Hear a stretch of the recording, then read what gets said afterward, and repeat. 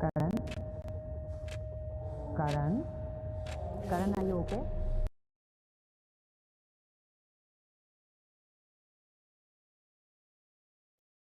And what something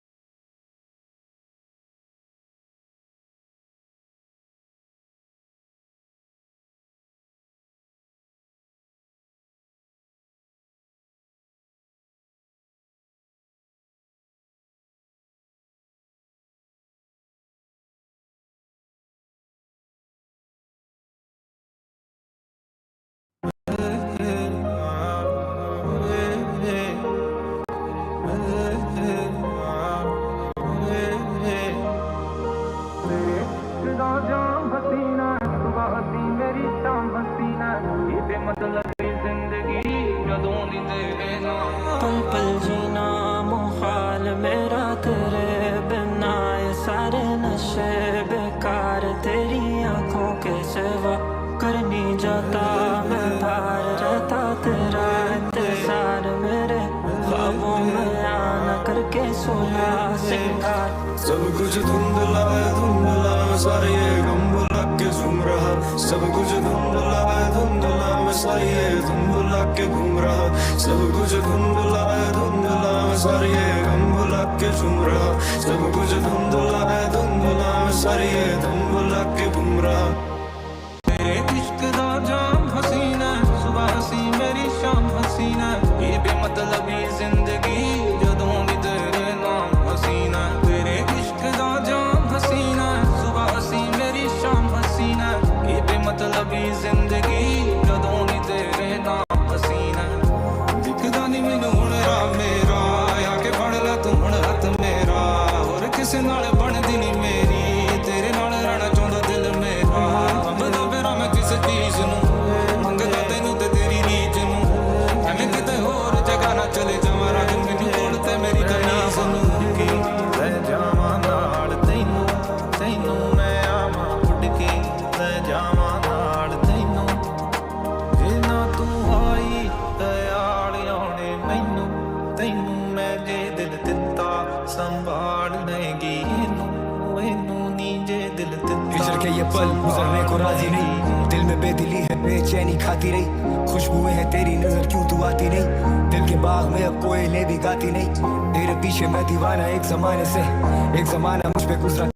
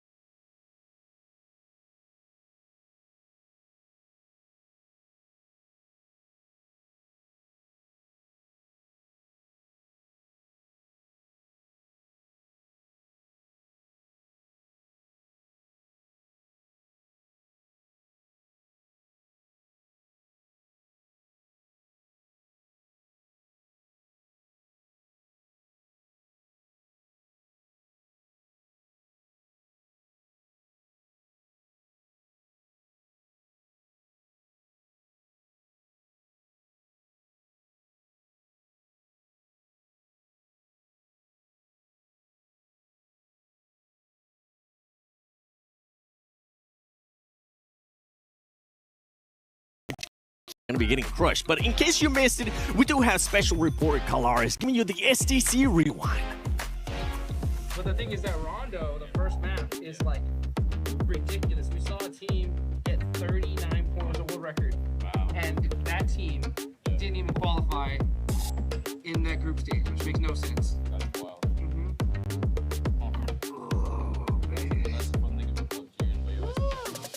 We are very sorry to all our viewers at home. One of our casters got a little bit too comfy. Now, production, let's please throw it to Kalaris with the STC rewind. I want a massage. From PMWC, day one here at AWC 26 for the finals, and we have got ourselves an absolute treat. Here for the STC rewind, we're going to look back at everything that's gone on so far, Max. Groups to start things off. Group A and B, the leaders looked fantastic coming through into the final. Yeah, I mean, of course, looking at Group A in particular, it was the Pakistani domination with 4 thrives getting so many points, and really the one word to describe their performance is consistency. Every single player putting points on the board. In particular, Valak, right, being the group MVP, was looking incredible, but so were Group B with Vitality.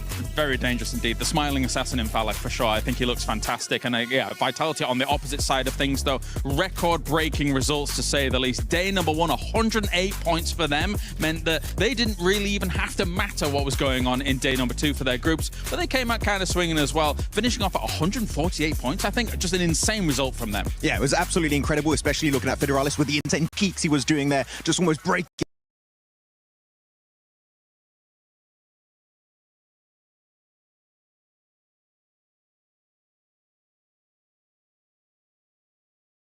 in the game times. Incredible performance from them. And but look now at the teams who are in second place of their groups, right? The Indian teams of Orangutan and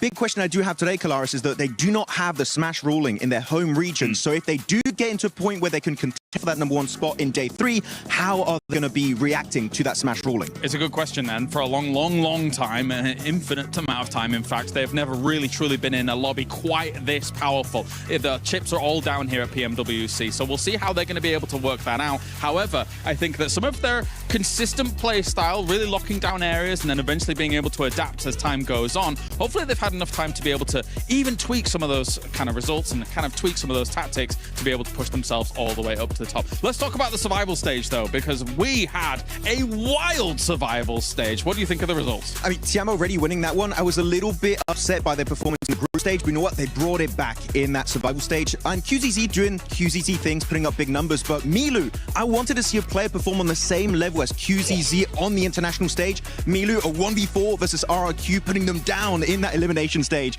and able to actually become the MVP of survival stage. I'm very impressed. But I feel like one of the biggest storylines were in the last few games, Kalaris, the teams were able to barely make it back up, and that has to bring up the conversation about Ulf. Yeah, it really does. That last game, getting them over the finish line, and you could see the emotion and kind of the relief on their faces when they were able to get that victory. This is a team, Ulf, of course, that arguably coming in, a lot of pundits, a lot of experts had them in their top 5, if not trying to challenge for the championship as a whole. So for them to squeak in towards the end of the survival stage, it feels like some vindication has been done here for Ulf, right? Yeah, I mean, definitely. Every single player doing great. I mean, Aaron and Ketch doing great. But you know what? The player that I would say was the MVP of Ulf was Scarface. Yeah. Oh my goodness. He came out of nowhere and said, you know what, guys, I got this one. I'll do it myself, and qualifies into the grand final. So Ulf, right now, I would say I got that glimmer of hope, just like we had at PMGC last year, or even PMGO Season 1 this year in Jakarta, that they can be on the podium and maybe break that second place curse. And that's just a few of the world-class teams that are going to be representing here in the final for PMWC at EWC 26. You want to stay tuned. You want to see all of these teams fight for that grand prize pool.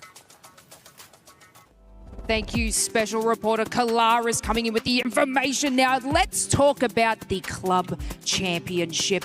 AGAL got eliminated. They did. They are no longer in. Lace, don't forget that we still have Vitality, and we still have Aurora, that if they finish in the top 8, or if they end up winning, I mean, they'll get a cool 1,000 points for that CC. Never interrupt me again, Seven. But that's fine. Glitter, with our CC update, is going to interrupt and on standby to bring us the club championship update. As we head into finals for PUBG Mobile, and as we prepare for the penultimate championship weekend here at EWC, as is tradition, it's time for another club championship update, because this is what all of our clubs are fighting for.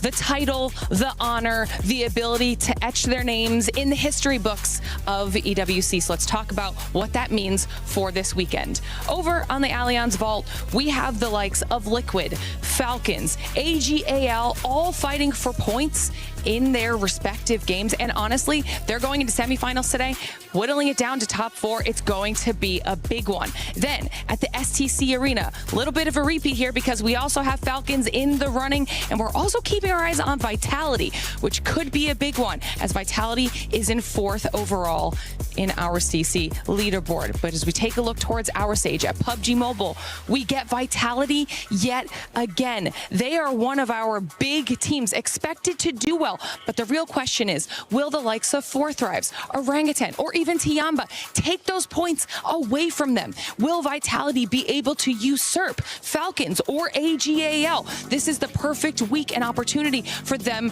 to do so. We're going to have a lot of updates coming your way over the next couple days. And as we know more, of course, we'll make sure to let you know.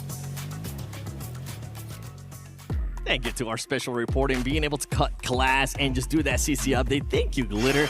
But we gotta talk about Sony's story of the day here, because this is the finals, and there's some teams, Lace, that have just been outperforming like crazy. Vitality being one of those. Of course, Vitality, they were able to get the exact same score that Four Thrives did over 2 days.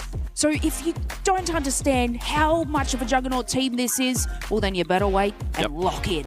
Yeah, another one that we saw there as well is GodLike. I personally have GodLike finishing in the top 5. This team, for a first international event from India, they have been performing so well. And is that Snacks Gaming that I see? Bye. Turn left. Can I say hello? Bye. It's good. Maybe we'll get a chance to talk to him later on. But we do have some more special reporters, none other than Maxman and Amatura. Let's see what they're up to. And here we have it. We are here at the Analyst Corner for some good old PMWC 2026 at EWC 2026 breakdown. And I'm going to be joined by some co-analysts here to break down everything that might be happening this following weekend. First of all, we got Michael, Niptura, Jackson right here at the stage. How are we doing, Niptura? Very well indeed. I'm not going to do what you want me to do. I'll save that for later. But for now, yeah, we're looking very good, excited for the finals. We all dressed up for the occasion. We are ready to go. Yeah, with that said, looking at the teams, I know that Niptura, you really want to jump in on GodLike, because this team came out of nowhere in Group B and made it straight into the finals. I mean, out of nowhere is a pretty good description of it. We were not expecting too much, simply because of the lack of experience compared to the other groups, right? The other players, the other teams, but they performed very, very well. I mean, we had them coming in 2nd in the groups overall, only by 1 point ahead of Aurora, you know, a few points behind Four Thrives, who had a big group stage, and the back-to-back wins on Miramar and Rondo over the span of both days was just really, really nice. I really enjoyed how they've been playing. They play more compact, they look for those positions, and in a lobby like this is working out very well. So yeah, I'm excited to see what they got today. I feel like a lot of people, especially when it comes to GodLike, are highlighting, you know, they're looking at S-Power, they're looking at Admino. I want to say Some in particular has been doing absolutely fantastic for the entirety of GodLike. So you can see a little bit of a B shot there, them getting ready for this event. But you know what? GodLike is one of the many teams that are going to be here trying to compete for that trophy this weekend. But you know what? I feel like we need an extra analyst possibly to join the desk right here, but we have to summon him. Oh, yes. Niptro, so you ready? 3, 2, 1. Vitality! Oh, no. Oh, no. Okay, wait. Okay, Time to, okay? Wait, we're going to do it one more time. Yeah. Vitality! Hey! So Vitality, what are we thinking, Blank? Hi there, my name's Blank, special reporter coming in for Vitality so far, doing incredibly well. Razy and Razak, my boy Ray, as well as Federales and Axel, looking fantastic at the moment. I think Axel's been in a huge amount of work, as has Federales, opening up a completely new style of shotgun play, which looks completely ridiculous in Game 2. But that's my special report for Vitality. Oh, thank you for the insight. Also, Axel, by the way, the IGL between some big numbers, especially on that one game against Hora on the beaches west of George Pole. So this team, with how impressive they were in the opening day of their respective group, which was Group B, right, Niptra and Blank, Can we see something similar going into this one, Black Mr. Vitality? Ooh, Mr. Vitality. Yeah, I do think that bigger, Vitality is going to do very well here. The spiritual successors, of course, but I do think they're going to do very, very well. I think that there's not a player on that team that doesn't look incredibly good at the moment. And the funny thing for me right now, Neptura, is that raze and raze aren't particularly the guys that are stepping up their heat, despite so much talk about them. Axel and Federales have come in looking very hot, and I think that's the most promising thing. Absolutely. I think if you look at any of the stronger teams in globally, just the global circuit, you're going to see players that all have very, very aggressive gunplay skill despite their various roles, right? You don't have just one or two. It's very, very nice to see that come through for them. So, yeah, it's very, very strong looking. And also the fact that they can get so many wins, we were talking about that in the group stage, right? We get so many of those wins, it makes it interesting for that smash rule that we actually could have a lot of hope for this team to actually come through the pressure and get that win. Yeah, it's very nice that like Four Thrives, they can actually get wins, because if they do gain contention for the smash ruling and the trophy, actually that could put them in a really good contention to be crowned your PMWC 2026 champions. Now, we already talked about one of the Indian teams. I think it's time to focus on the other Indian team, which is going to be Orangutan. Neptura, you already talked about them, so Blank, Orangutan, what are we thinking today? You know what? I think Orangutan, for them, I think right now they're looking very, very good. I think a lot of the emphasis, though, has to be on Aru, though. I got to talk to him a fair few times this event. Lovely guy, by the way. Really, really lovely guy. Great chatter. I talk a lot. I talk a lot, you see. And I think that's sometimes a problem for other people. But for Aru, good as me. I could just sit there and listen to him all day. But he's bringing a lot of the eliminations. He's also bringing a lot of the guidance to the squad. Yes. Now, there were a couple of moments. I think we're actually seeing on screen now one of those moments, which was a little bit difficult right now for Orangutan. They moved up on this one versus Flash. They struggled a little bit on the gunfight. However, they ended up winning that game. It looked a little bit shaky. I think that they solved a lot of the issues coming after that. But yeah, I do think the rest of the team needs to develop around Aru, essentially. Yeah, I think Aru's got some great ideas and he's got some great direction. It's just that synergy that has to come through. I think probably there's a little bit of, I don't want to say the word panic, that's a very strong word, but when you are in these high pressure situations, it's your first PMWC, whatever, you are going to go, oh my God, they're everywhere. And you're going to have a little bit of a freak out, and they've really worked on that. They've solved so much of that. And so, yeah, it is looking really, really nice for them. So very, very hopeful for this squad to actually do big things here. Yeah, very hopeful. We'll see how high they can actually rank up in the finals. But with that said, a final team I'd like to talk about here, which is actually the team I predicted to be the champion. So I'm sorry, guys, but I'm going to go for Team Flash. Team Flash, I think, is a team that has been getting better and better and better every time we see them play. And I feel like now they're at level, Black, where maybe a trophy is in the cards for these guys. Womp womp. Yeah. Wait. Predicted by Max. Womp womp. Sorry. So they're going to be in 16th place. Yeah, probably. To be fair, though, for Flash, I think that they did quite well, all things considered, because last time we saw them this year, they looked fairly unconvincing. They looked scared. They looked like they didn't have it in them from what was basically a rookie upstart squad who were testing a lot of other squads, right? Poking at them, nipping at their heels. They suddenly play this really passive game. I think some of that aggression's coming back now, and that's good news going in towards the finals. Yep. Go for it. No, I do. I agree. I want to see more from them, though. I think in the group stage, you know, they've been heralded as a very, very aggressive, forward-playing team, and I think in the group stages we didn't see that as much as I was expecting to. I would like to see more of that in the finals, but you know what? It could be just a simple thing of, like a lot of teams do, they saving it for the finals, and so I'm like, okay, you know what? I'm not going to hold that against them. I want to see what they got here today. They do kind of remind me of Four Thrives in the sense that every player has that clutch factor, and it's especially interesting. They go from PMGC last year to qualifying because of an airdrop on Miramar, barely able to squeak their way into the finals. So now, actually being a team that consistently are able to qualify straight into the finals of these big international events. So Flash, I feel like, could be a big surprise, especially as they picked up the mantle of dekh Xavier earlier this year, right? Yeah. Could be. Could be happening. Also, last thing, chicken. Whoa, chicken right there. There you go. Check him out. He's very cool. Check out the booth right here at EWC 2026. With that said, thanks so much for joining the analyst corner here for PMWC 2026. We'll throw it right back to Lace and 7WG. Yes, thank you so much to our special reporters, Max and Neptura. I don't know where we got the budget to fit Blank in there. I thought we spent it on him saying Vitality 100 times. However, our players are now arriving and getting ready for the show. 7, I do believe we are missing one caster. We are, oh, not again. Not again. He ended up missing last year on the final day of PMWC. We cannot have that happen again. Let's send our special reporter, Kalaris, who's going to be looking for none other than John Allen.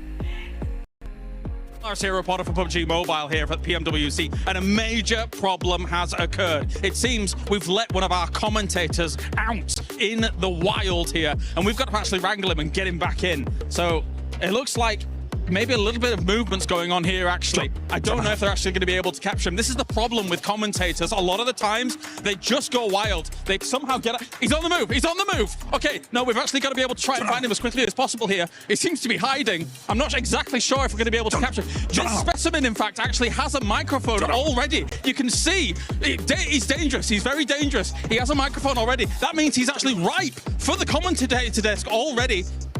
They might be able to actually capture him here. They've caught him cornered a little bit. I don't think he's very interested in it, but he might take to it. Let's see if we can place down some bait or something like that. Some bait actually might be able to work. Usually chicken dinners are the prime meal of a commentator here for PUBG Mobile. Will they be able to make it happen? This is a tense moment. John Allen? It looks... I think they might actually have it. They might have it. They might have the John Allen. It looks like... Oh! Did you see that? Get a close-up of that. Get a close-up of that. I think they've got him. I think they've got him. Unbelievable scenes here at PMWC. Oh, that was close. As an Australian, I would have caught him a lot faster. I'm just glad we caught him, okay? This man was on a loose. We weren't able to find him yesterday during the day off, and I'm just glad we're able to set some bait to actually find him. Absolutely, he needs to lock in just as much as our players, 7. They really do, because there is an alert right now going on, and that is that the players are ready. We are ready to rock and roll here at PMWC at EWC 26. Ladies and gentlemen, this is the finals, baby. I'm ready.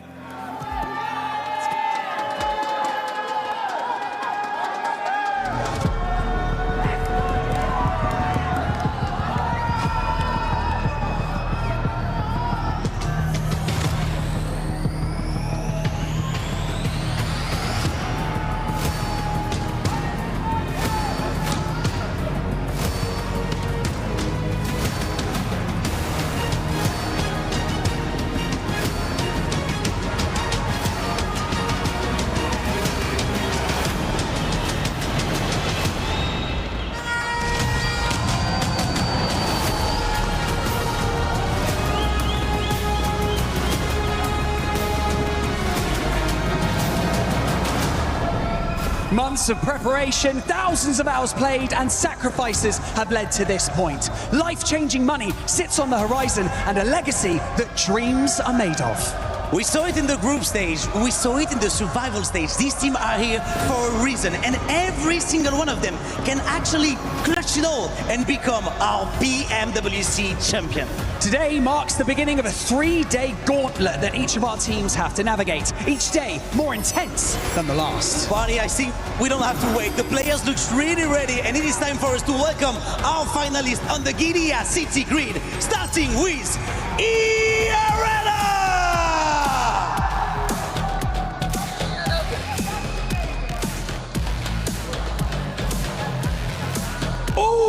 Esports!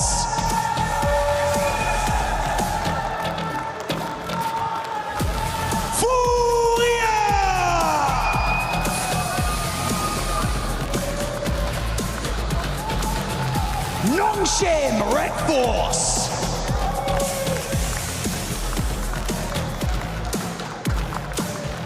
Al Hula Club Esports!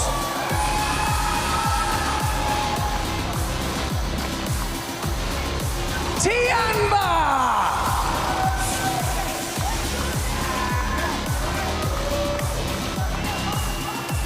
S2G Esports!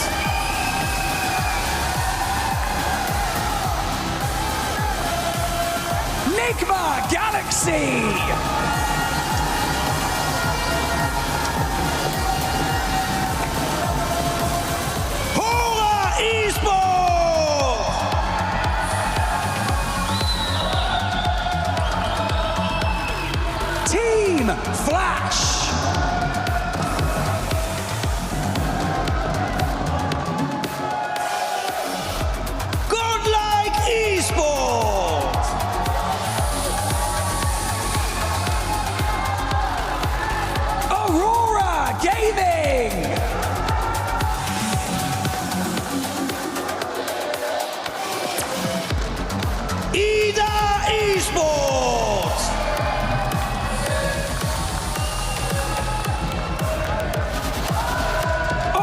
Orangutan!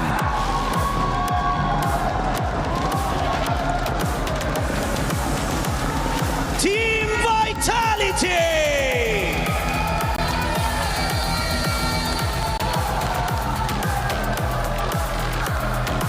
And finally, for Thrives Esports!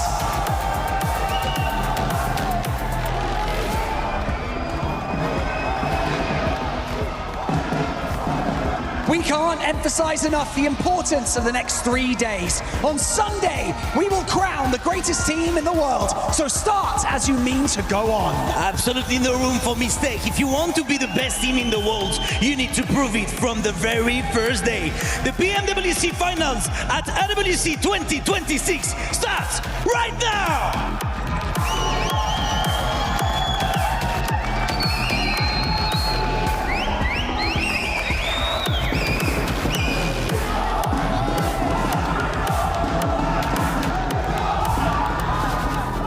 Players from all corners of the world laser focused on one thing, the title of PMWC champion.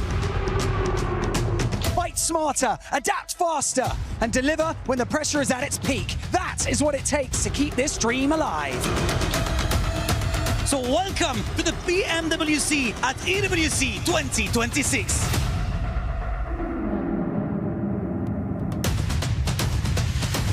And RRQ are looking to do it here. Pushing up close and personal. With the nade! Turning the tables! And he's doing this all by himself! What? It's the squad wipe! 1v4 from Milu! Let's put the 11th on the board. Looking for TZ, is it a self-denial? It might be. Get to double digits on the elims and burn yourself down to the ground. What a shutdown. 108 points in 6 matches. Nate misses, Darkin peaks. That's on target. Headshot. Good shot. Follow-up there. HG takes him away as Tourniquet falls. Mormon closes the gap in the shotgun standoff, but will he win it? No! Are you kidding me? What a finish! It's Ida! S-Power is just insane. He's been throwing heat-seeking missiles all game long and opening the fight for his team. A full 4v4. S2G tried to catch a couple of their players off guard, but it's S-Power, baby. You can't shut him down that easy. You can't stop S-Power, and you cannot silence GodLike in this moment. Adamino for the closing play as GodLike take this chicken dinner with ease! That is how you do it here, folks. And you can see the look on their faces saying, make some noise, Paris. It's GodLike's time to shine. You see on Rondo, it is madness.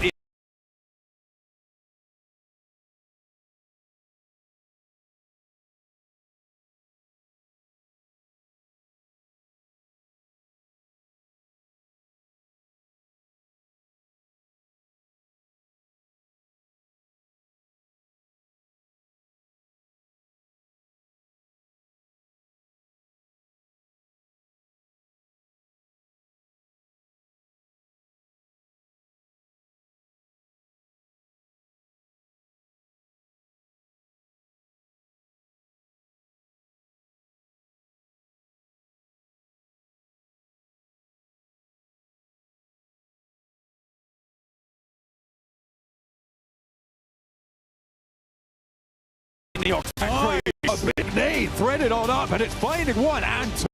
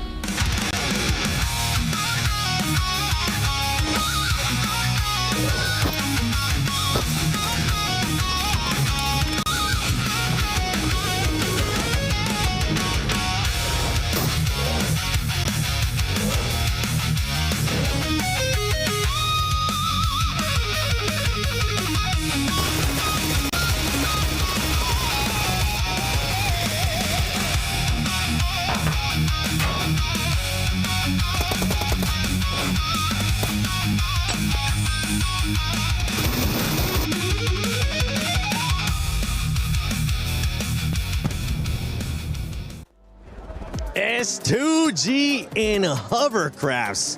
That is like white on rice right now, because my goodness, what a performance out of that squad. Before we break down that second match here in finals, don't forget that we do have the fan experience that you can check out here at EWC. Make sure you go check it out. You can check out the new mode, Brain Rot Royale. Check out the collaboration right now the PUBG Mobile is doing with Naruto, and so much more. And you can win some really cool shirts, which actually we've been wearing them. Not right now. I think Jukes does have one on, but you'll be able to check out so much stuff. Yeah, check out that still Brain Rot. I mean, Brain Rot Royale. I've been playing it. I think I got to level 7. I've seen people being able to get to level 11. I gotta grind some more. Wow, 7 got 7. Yeah. Hey. Yes. Gotta keep it on brand, baby. Now that's it. I'm not gonna be playing it anymore.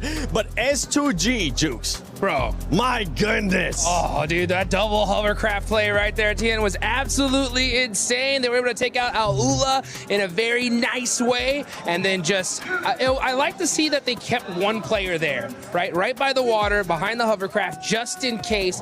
And he was able to clutch it up at the end and get that chicken dinner. Finally, an S2G win, and nice and early. Yeah, really, really nice. And the momentum they were able to pick up on after, getting those hovercrafts. Very quick side note here while we're on this fight. 4 Thrives are looking, I hate to say it, very shaky. I don't know what happened, because group stage, they were looking really, really solid, just not able to get that win. Here, the splits are kind of off. They're pushing one by one. They're not really communicating, it feels like. So the last 2 games, I've not been super impressed with them, but hopefully that changes in the next game. And for 4 Thrives, I felt like it took him way too long, Niptura, to engage the fight there with Hora, just coexisting for too long. And No Fear came in clutch with that 1 versus 2. He really did, and he continued to come in clutch for a lot of the game. Actually, he was a big part of the team this game.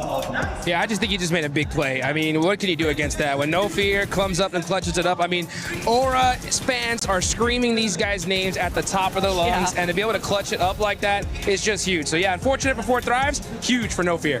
Another team that has been performing quite well today when we talk about eliminations has been none other than Nongshim Lace. This was the biggest feedback that we gave this squad during groups and also survival, and they're finally starting to put up those eliminations. As you can see, Nongshim Red Force right now with 9. Yeah, absolutely 7. I mean, they're finding important fights on their rotation to solidify that position, especially on that northern side. They were able to sort of catch Furia off guard. And now I do want to kind of segue into Furia and to why I need to highlight this. But one of our most aggressive playstyle teams is prioritizing the rotate on Rondo. We actually saw them grab utility, move into zone, and Max actually made a good point about this when NGX was sort of on the, I think it was the eastern side next to E Arena. Furia should have just pushed them into it, caused that fight. They would have had control over that whole entire side because they just sort of stopped the revive from Ulf. Then again, on this map, they found themselves in the position, and Nongshim from the northern side just obliterated their defense. This is just unusual for Furia. They are the power play team. They're the ones that get in a goddamn vehicle and shooting out the window and making that position them. It's just unusual. They're right. They are supposed to be that aggressive team, and they're currently not showcasing that in the opposite, like you just mentioned, and I was mentioning too. Nongshim is putting up those eliminations, but something happened at the end of that last game. With the hovercrafts and S2G, that was a little bit sketchy, Net. It was a little bit. It was a bit touch and go here, but the momentum they've been able to build with these hovercrafts, they had 2 or 3, and they just went, let's go for it. And it's this replay that I want to talk about here, because look how they're going to play this. It's like my driving. First of all, Secondly, look how they take that first hovercraft and they deny the sightlines of Aula, right? They separate them one by one. They can no longer play as a duo. They try and get as many of those sightlines abolished as possible with those hovercrafts. And to be honest, S2G with those hovercrafts have been actually insane. It feels like because they take more damage to explode, and they have it's just a tank, and so they are able to just run with it. They were making crazy rotations from the very beginning of the game. They had those positions on the rocks in the middle of the water, which are normally inaccessible, but having 2 hovercrafts, I wonder if other teams are going to start picking up on that, because that was an insane game from S2G. I mean, we've seen it happen in the past too, and you just sounded like Max there for a second. I have to double check to make sure it was Michael Natura Jackson or if it was Maxman, but we're looking at the overall ranking here. Nick McGalaxy is currently in first place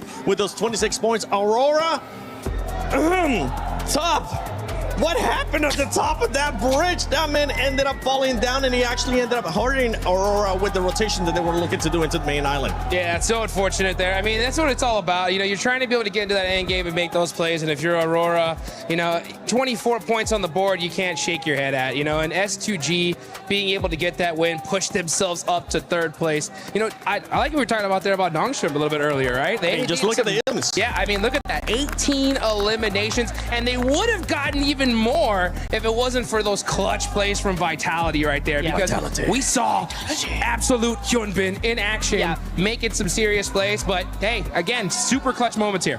We have to talk about some of these other teams that are currently on the 2nd page. I know it is the first day of PMWC at EWC 26 Finals.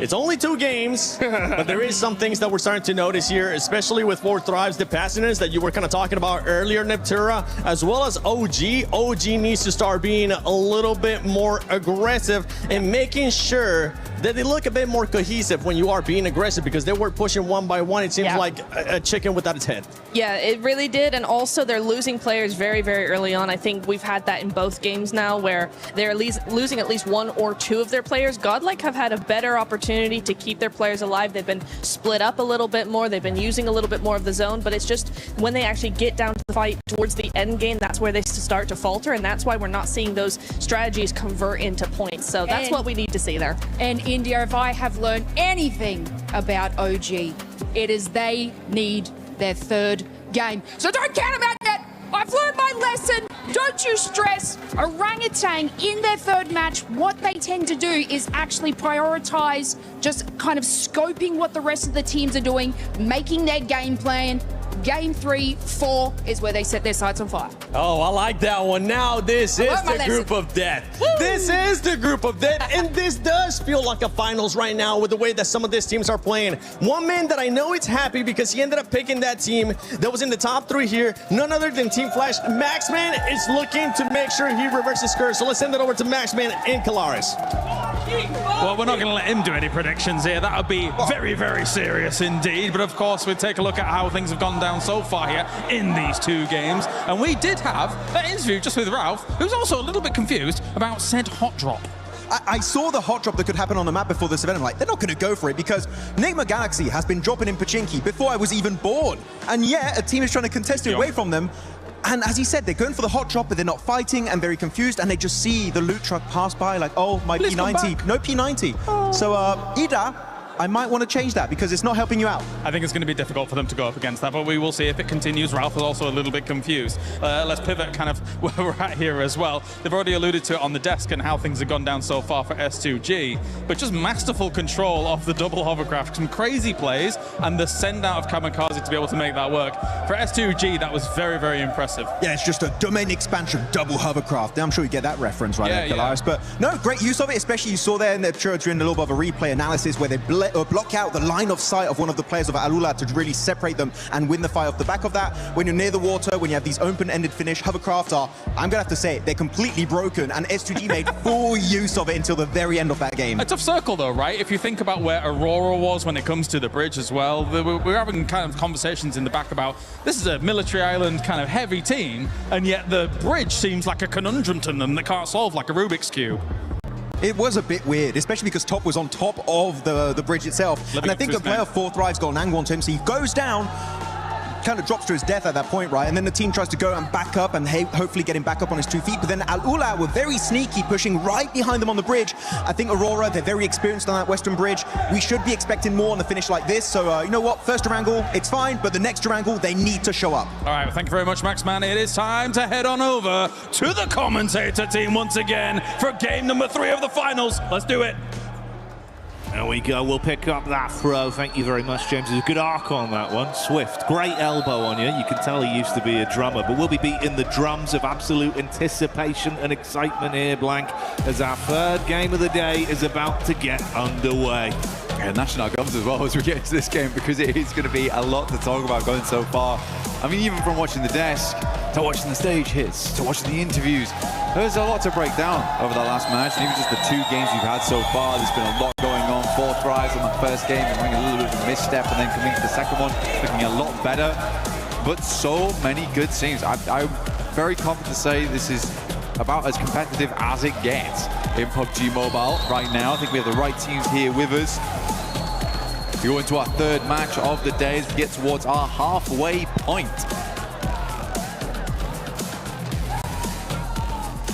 Shooting range to start off down towards Novo. Straight through the center, really easy one here, Jackie. I think most people can get exactly where they need to go. Aurora, last game, like you said before, looked a little bit weakened, right? I mean, even Max picked up on it. He was saying that, hey, as the team's very experienced around this area of the map, should not be going down so early like this. It should be a game that you are a bit more in control of. And it wasn't the case here. Tiamba, they go out early. Extend a little bit further down towards the south side of the map on the west. Yeah, you'd hope they'd be able to bounce back from that one here. Obviously, it was a nice start on game one, but that didn't really translate over.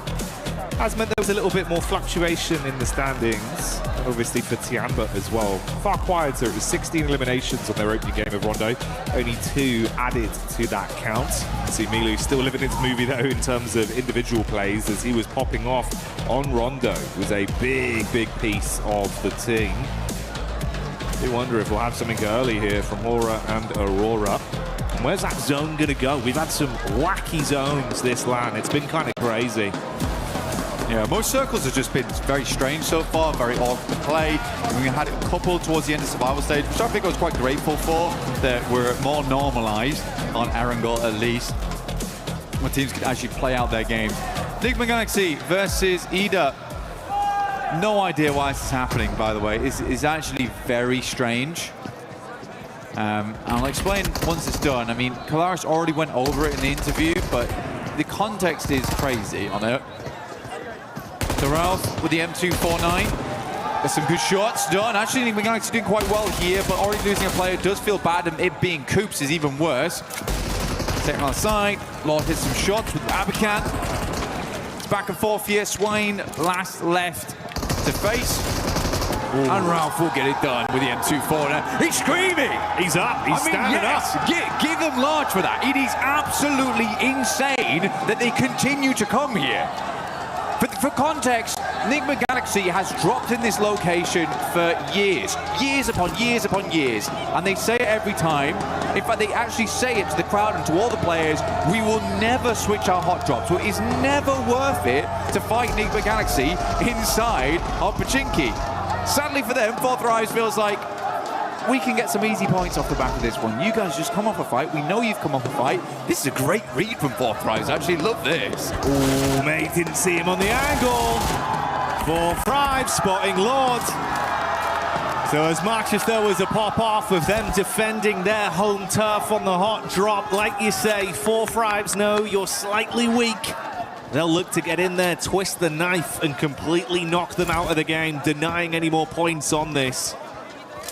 I mean, to be honest, you do wonder if Fourth Rise boys, they see a big hubbub go over to by the Enigma Galaxy camp, and they're like, they've just won that fight. We should get involved. We should fly over. Oh, cheeky work, but you got to make the point somehow. Ralph the M249. Looking for some good damage, but the shouts from the crowd start to ring out. Fourth Rise might look to back away from this one, allowing Ralph as well as Satan to live another day. Circle did move up towards the northeast side. I don't know what Ida's doing, man. It's akin to throwing away all of your Erangels. Yeah, it feels like one of those where it's kind of cutting your nose off to spite your face. Yeah. As much as, you know, it's your spot too. If it's not working, you got to adapt. Gigantic prize pool on the line. You fought this hard to be in finals. Don't ego challenge if you don't need to. But for Fourth Rise, can they find those elims they wanted off the back of this counter play? T24 spotted on the drop. Let's see if he can go for the peak off this. And of course for you, you can get involved with that Naruto event at home. 4T up top. T24, he's got an inkling. Smells him out on this one. senses his Reiatsu inside the building. Satan underneath. Ooh, slightly slow on the timing there, and T24 tries to use the DBS. He's swinging around in circles. Satan's not sure where to look on this. The rest of Fourth Rise will come into hold. Finds the first. Takes more damage though, and Ralph is nowhere nearby to help. Drops him down to 1. And it's an easy revive here on T24 inside the building. Church held.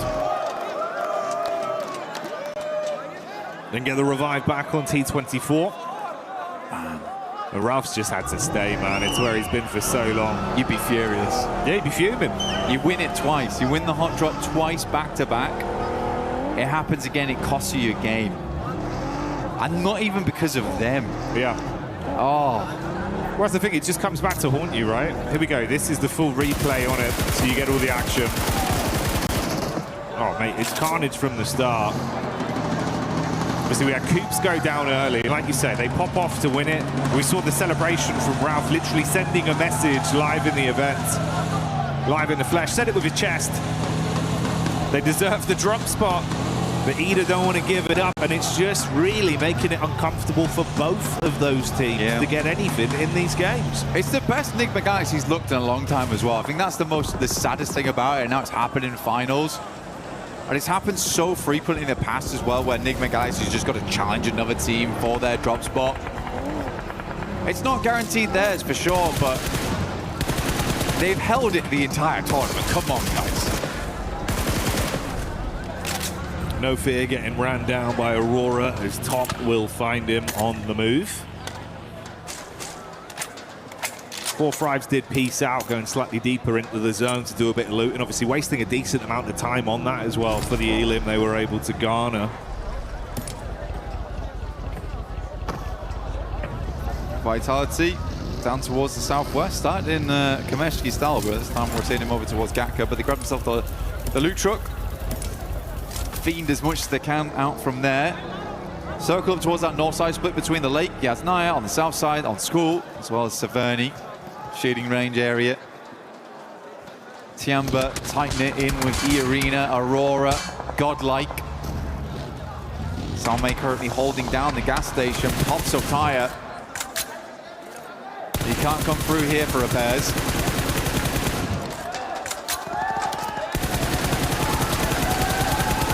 No bullets though.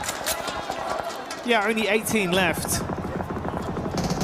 One in the clip, 17 in a hole. Let's see if he can turn some bodies cold on this push-up. Top going to drop down back behind the car. So Aurora taking a fair bit of damage. More reserve taps now. Got to find himself some ammo to play with. Switch it out to the Tommy just to keep the pressure on them. Suppressive fire. Spraying it through, cutting the grass, but not quite finding the shots over towards the players. Next circle, 10 seconds roughly on this one. Aurora still figuring out where they want to play. Probably going to be a big old retreat here out. Migrate for a lot of squads. Hard shift potentially. No, actually. Very, very kind. Up towards that north side. Obviously, Lake is a bit of an awkward one to play around. You're going to see a lot of people playing on the rocky outcrops. The staging that goes up towards Stalba. Big old mountainside. There is also... Never mind, it's horrible. I lied to you. It's not great. You got the field down towards Yasnaya too, so there's not a huge amount of fun spots to play in. You have to decide a rotation in now and quickly. Do you wrap on the north? Do you wrap on the south? Because you can't really change that as time goes on because of Yas Lake. Mormon from E-Arena once again, being able to throw out some big uppercuts. That's back onto Aurora. So a single knock there. We have the Tianba POV on rotation. Getting themselves into a fair place so far. Mormon keeping it going. Ooh, that's Vitality as well, with Razy hitting a very big blow back onto GodLike. A lot of fights breaking out across the battleground. Individuals being knocked. Ulf coming in with some show-stopping rotates. Oh, right into the nade. WizGod had that one ready for him. Got it primed. I mean, for Ulf, Aaron comes in swinging. But yeah, got shot down very, very quickly there. Scarface looks to send a nade, but I don't even think it's worth it anymore to go for this. Also deep on the south side of the map, need to swing back further up in Yazway. Alula instantly takes up the cliffside. Aurora decides they're going to go loot Severny. I mean, to be fair, they had taken quite a fair hit earlier on. Spent a little bit of ammo. Potentially some of the vests are starting to wear down, some of the helmets. Get some resets on that before you get moving.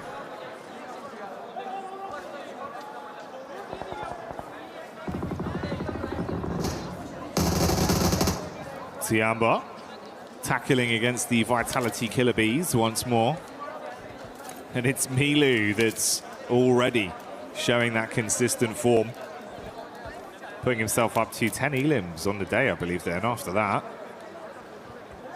Nice start for the first 3 games. Milu keeping it a little bit quiet, though. Now playing a little bit of a split on this one. They've got Eagle a little bit further forward, perched up. Over towards Aura. Very much slowing down now at the halfway portion, Jackie. Trying to maintain some of that lead because some teams have struck out in a big way. I mean, Enigma Galaxy absolutely 30 points right now. Aurora at 26. They were able to earn 3 after that last game. In the first, I think they got 23 on that one. So last game was a bit of a dud. Hope they can find more of this one. Centers up over towards Tiamba as well as Aura. So those 2 compounds there are going to be a really big deal. Aura actually has the high ground on this one, the plateau that surrounds them. Very nice to be able to take shots out towards teams as they push on in. Sadly, Alula's much more high ground spot gets pulled off. So you're going to have to move over towards that western side. Yasser pulled away. I like this move from 4 Thrives though, Jackie. This is good. 4 Thrives still looking pretty nice in some of the encounters we've seen individually. Another roster we know that could be very explosive. Let's see if they can bring the boom on this one straight up towards the setup from Alula. Quick on top. Got a pump action in the back pocket ready for it if they can close the gap. Bit of overwatch from R3B on the top side with Claws relatively close to assist. Fast reactions onto the position of Falag, but the shot's not connecting. Falag taking a little bit of damage here, down to half. Claws as a nade though, it's not the craziest of sends on this one. Good bounce on it, actually. That would have been on target if he hadn't moved. I mean, Falag just takes the time. Here's the arc on that one. So he doesn't want to have any part of it. Tough circle though, man. Very, very tough circle. The majority of the center is taken up by that water. I actually do really like S2G's position. They're playing over towards those compounds that sit just a little bit east over towards the lake itself. Oh, sorry, the cliff face. You got flashed down towards those compounds, but S2G currently playing on that rocky outcrop on the northern side, just holding out teams on the south here. Tiamba's actually even going to crunch in towards that little bank.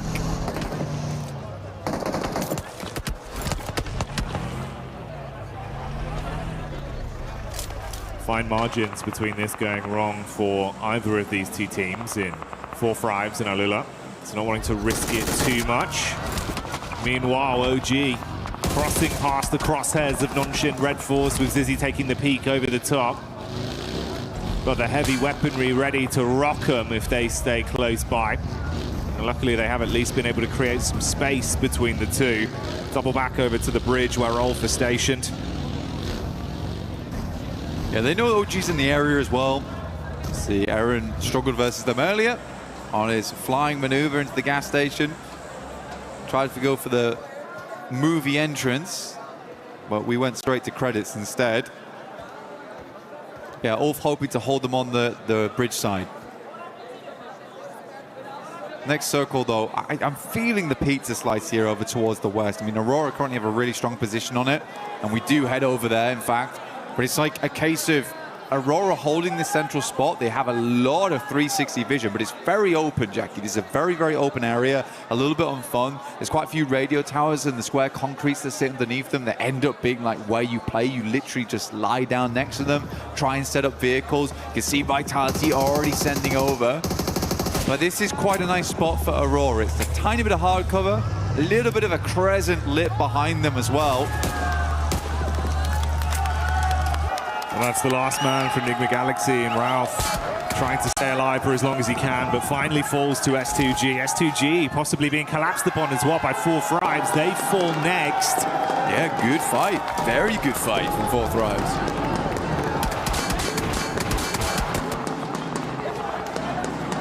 S2G tried to jump the gun there, Jackie, and ran straight into titanium wall. A lot of hopes riding on these 3 players from Aurora, though. Another good game here. Sets them a little bit further ahead. Make up for that previous match there on Arangle. Not the greatest of pushes across the bridge to begin.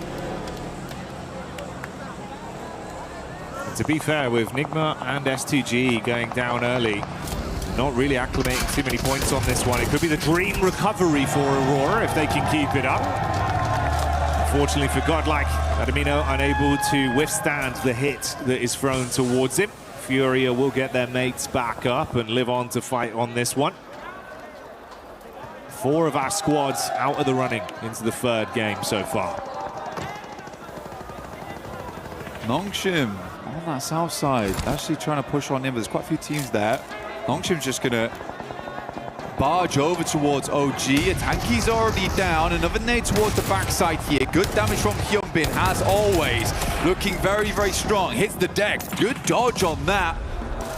Second nade's a bit stronger, though. Aru now needs to get back into action. The rest of Nongshim Red Force lagging behind as Flash still continues to create a little bit of a nuisance for them in tops. Back and forth blows, but Orangutan still being able to withstand. Uncomfortable for Nongshim, actually, man. Yeah, that's a nice flick back up towards the Wizard Tower, and it keeps him pinned in position so he can't provide too much overwatch. Bad spot now. I mean, no position to help the rest of his team. It's a cool side swipe coming through from tops as well. Caused so many problems on the back line there for Nongshim Red Force. Just weren't quite quick enough. He's going to have an even deeper look into this one. He wants to get up close and personal, investigate.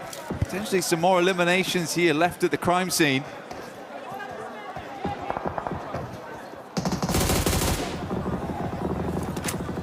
He's still trying to get an angle on this.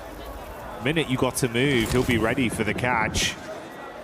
And Furia over on the other side of the coast have been taking shots over as well, so it's all been a little bit uncomfortable for the 4 squads that have been collapsing in onto that one position. This gas station for OG somehow being a very formidable defensive area. Oh.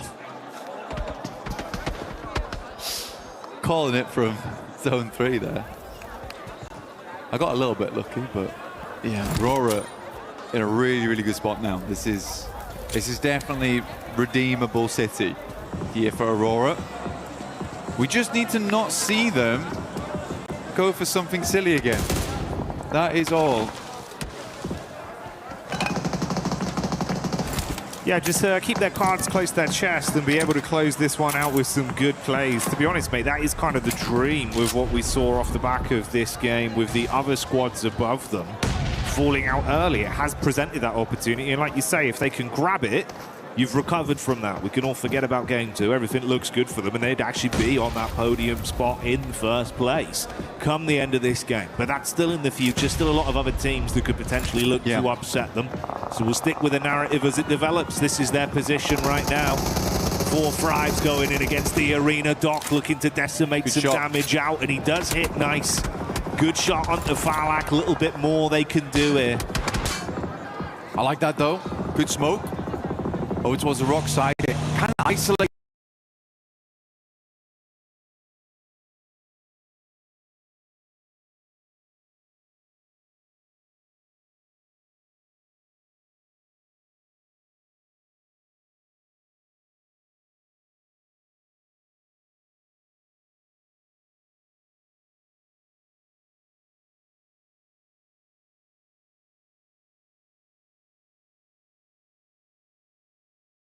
This engagement between them and 4 Thrives in the arena on the northern edge makes a ton of sense to me as well. that Vitality location is going to be a real problem for you. That's a long nade. Ooh. Actually hits on target. Great damage, and they just keep on pumping in. 4 Thrives are out. But yeah, I mean, that's some massively long nades on that one. Just chaining them together as well, one after another, after another. They want to go in to grab the bits. Try and stay alive. The issue is you're now in a position where other teams can take shots onto you for free. Yeah. Good. I mean, Doc is holding on. He is holding on. I think he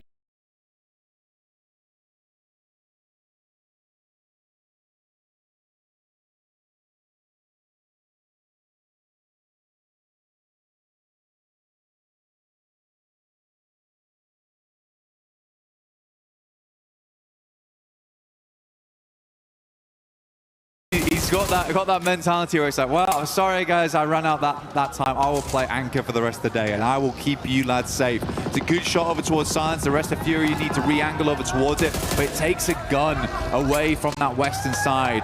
But Aurora had to do that. They had to push over towards 4 Thrives. They knew that it's not likely in the near future they're going to be getting many more death crates, and they need that util. They need that ammo to carry on inside of this match. Tiamba though looming off in the wings.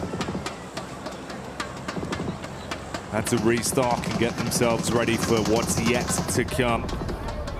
Tiamba, they've been doing a pretty effective job of harassing a lot of our other squads from distance as well throughout the past couple minutes, keeping pressure on them. Playing a little bit safer here in their setup. Window peek with good eye line onto some of the other teams. Scarface on the long wrap around back up the coastal ridge over towards the bridge side, going to be coming in from the back near Vitality and Flash. This is his angle on the move. Ooh, spotted out.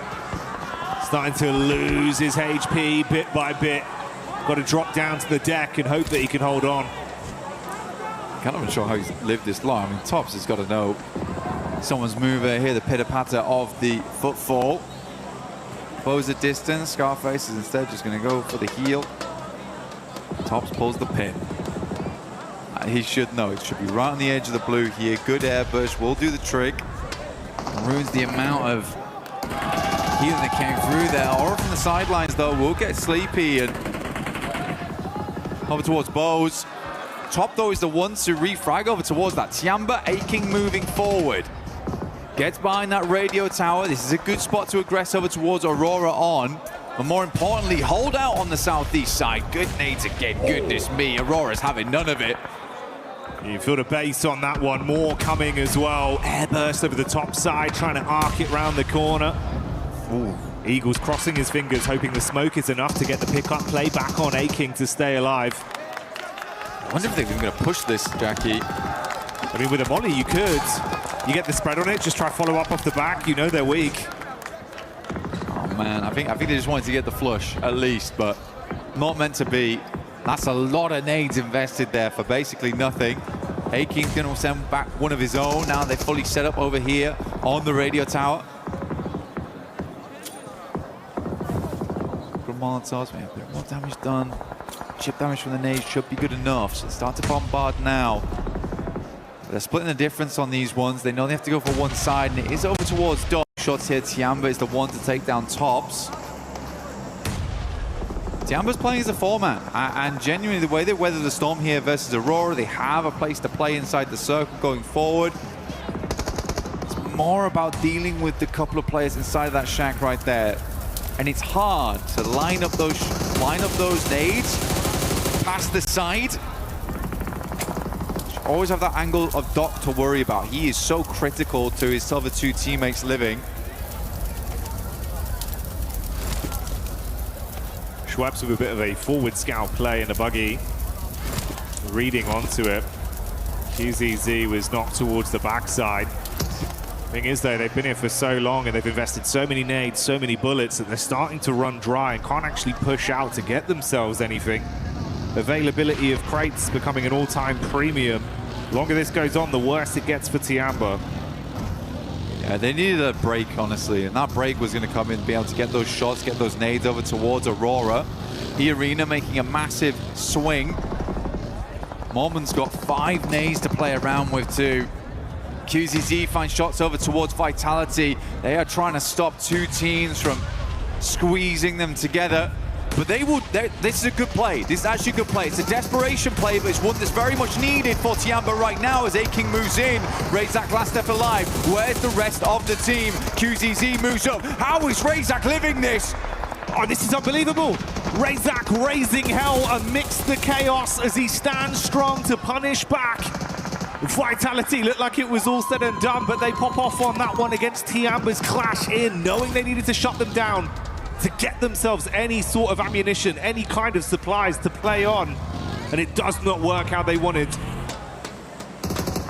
Wild stuff. The arena now. Send some nades in. Yol's the first to fall off the back of that. They have just played this game nice and slow from that northern side, trying not to get too involved in things. They've been saving up these nades for that endgame. Mormon will move in and just completely cleans them out. This guy's been unbelievable with the S12K today.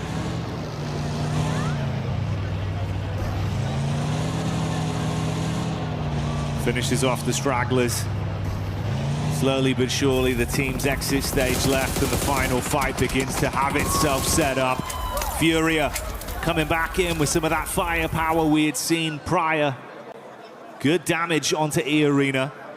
It's Tony Cade that's knocked behind the hard cover. Joker looks to wrap over to see if he can save his mate and put them back into an equal situation. 3 versus 4 right now. Schweppes warding off Ayala. Igor's Mormon still coming out strong. He wants more on the game, and they are delivering. Igor's down, big player on the squad. Now it's time for the likes of Ayala as well as Chief to stand up tall.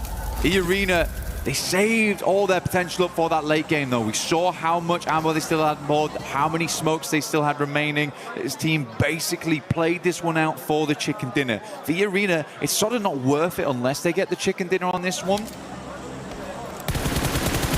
The amount they saved up, 5 nades still in the hand of Schweppes.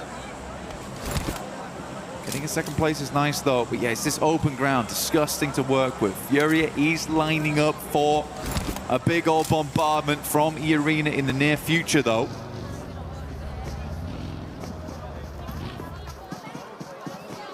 As he go down, man, it's kind of so brutal because he really has been this pop-off player for the team.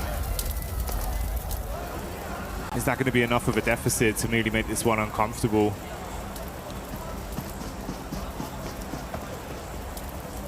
Igor, he's just providing all the information back all the time. Chief moves up over towards the loot crate. The nade has to be invested.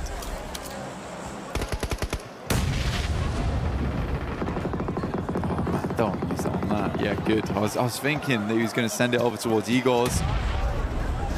But he is just calling every single time they pull the pin on this one, when to move and when not to. Finally, the play zone takes him out, and Fury is blind again.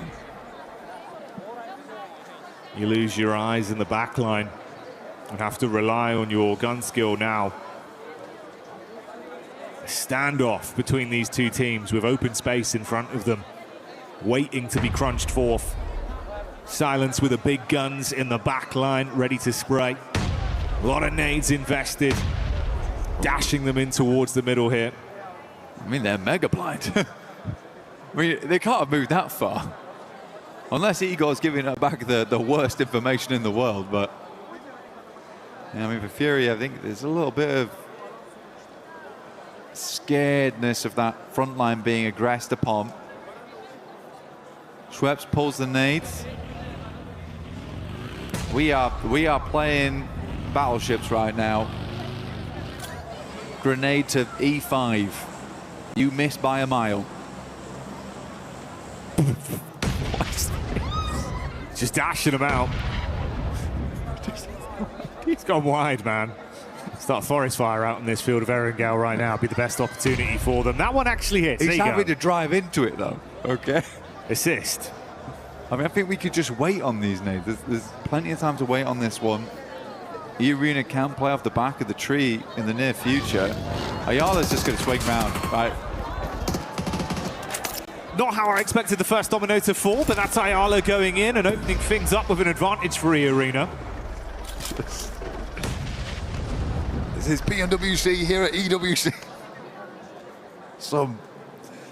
There's been an end game. It has been an end game. Igor's confused everyone. Silence now. Trying to be as quiet as possible. Decent Molotovs, these ones actually. Trying to catch them on the rotate out. MG3 could make all the difference. Joker's about to send this nade back into the blue. A little bit of a pre-fire. Problem is, the info goes both ways. Silent's got a good read of what angle they're actually playing from now. Oof. He actually did. Oh, okay.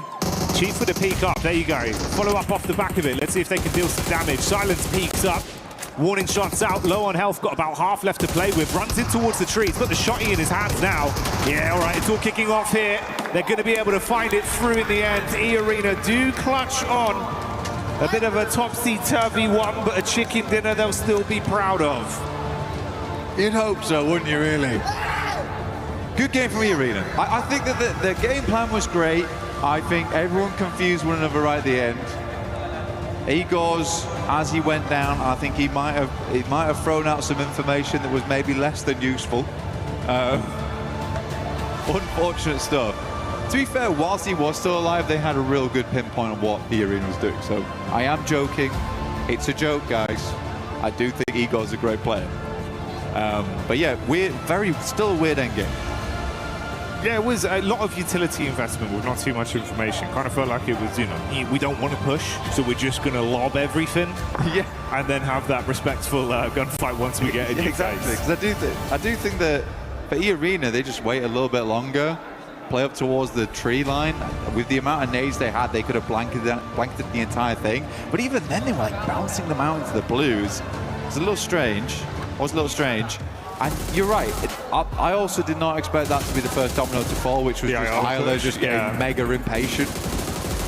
After all that waiting, yeah, it was kind of really like a curveball just came in. Swift gut punch. Didn't expect that.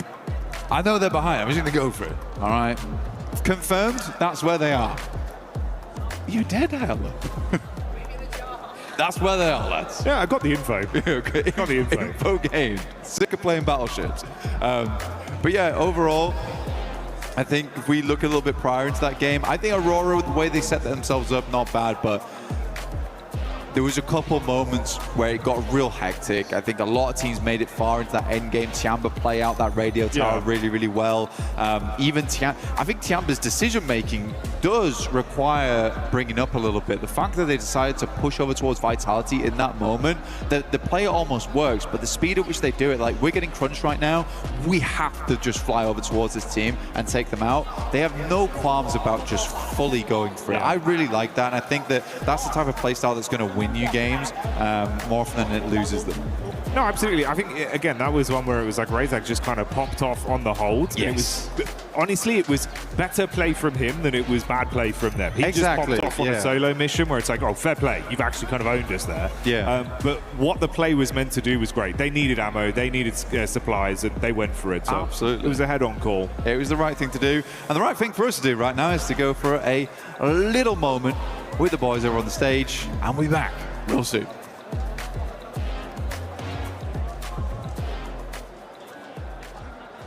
Bowers here at PMWC 26, joined by John Allen, Kalaris and Neptura, and we're playing a round of Hot Drop Darts. Ooh, we're going to be getting stuck into the board, hopefully.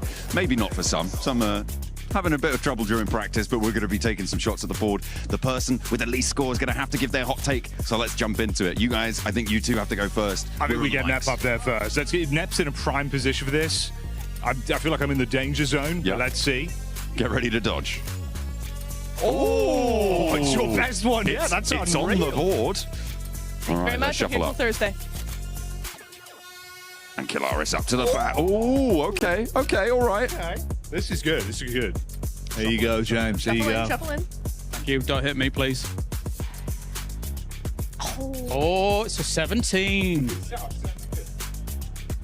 Currently, Nep's in last with 6. No way. Oh. Ooh, a double 17. It's a triple 17. It's a triple one, I don't know. That means Neptura is last. Are There you go. serious? Yep. What's your hot take, Neptura? My hot take is that the Uzi is a bad weapon and shouldn't be played. There you go. That's it. Wait. This one was Neptura.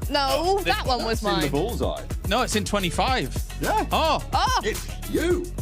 Well, she's already done a hot take now, so. Wait. You did that on purpose. No, you. no, I didn't do anything. I didn't do anything. All right, here. Go on. John starting us off. Let's see. Oh, hey. A 5. It's Not in. bad. That's all that matters, really. It's on the board. Here we go. I haven't missed. Khilaris now. Forearm strength. It's good. It's good. Ooh. That could be a treble. That's nice. Get out There of the you go. danger zone. The splash zone's coming for you, Kale. Good maths. What? Oh, that's a triple. Okay. Triple 3. God. All right, there you go, mate. Take this. I'm pretty sure it's currently the lowest. Wait, no, it's not. I'm John's on a the 5. lowest. Yes, John's the lowest. Or is that a 2? It's a 5, I think. It's a 5. Oh, and that's a 2. That is a 2. I've been saved by the upside down It's true. version of my own Jackie, number. it's your turn. There you go. Okay. Hot take. Dino Park and Vikendi, infinitely better than Ronda. I miss it. Bring it back. Oh, okay. All right, considering I actually lost the first round, I should probably do a hot take because I cheated you out of it. I'm so sorry. Tiamba will not win PMWC despite looking really good. I feel like I've got to follow in with a hot take as well. Oh, okay. I feel like over-reliance on ARs, nonsense. I want DMRs in, give the players a little bit more expression in the secondary slot, you know? Those submachine guns, something else popping in. Give a little bit more individuality. That's what I want to see. I like it. Don't give me this mic. You know what I want? I want all of your opinions from the viewers at home. You in the chat. Tell us what you think. Let us know right here, right now. What are your controversial takes?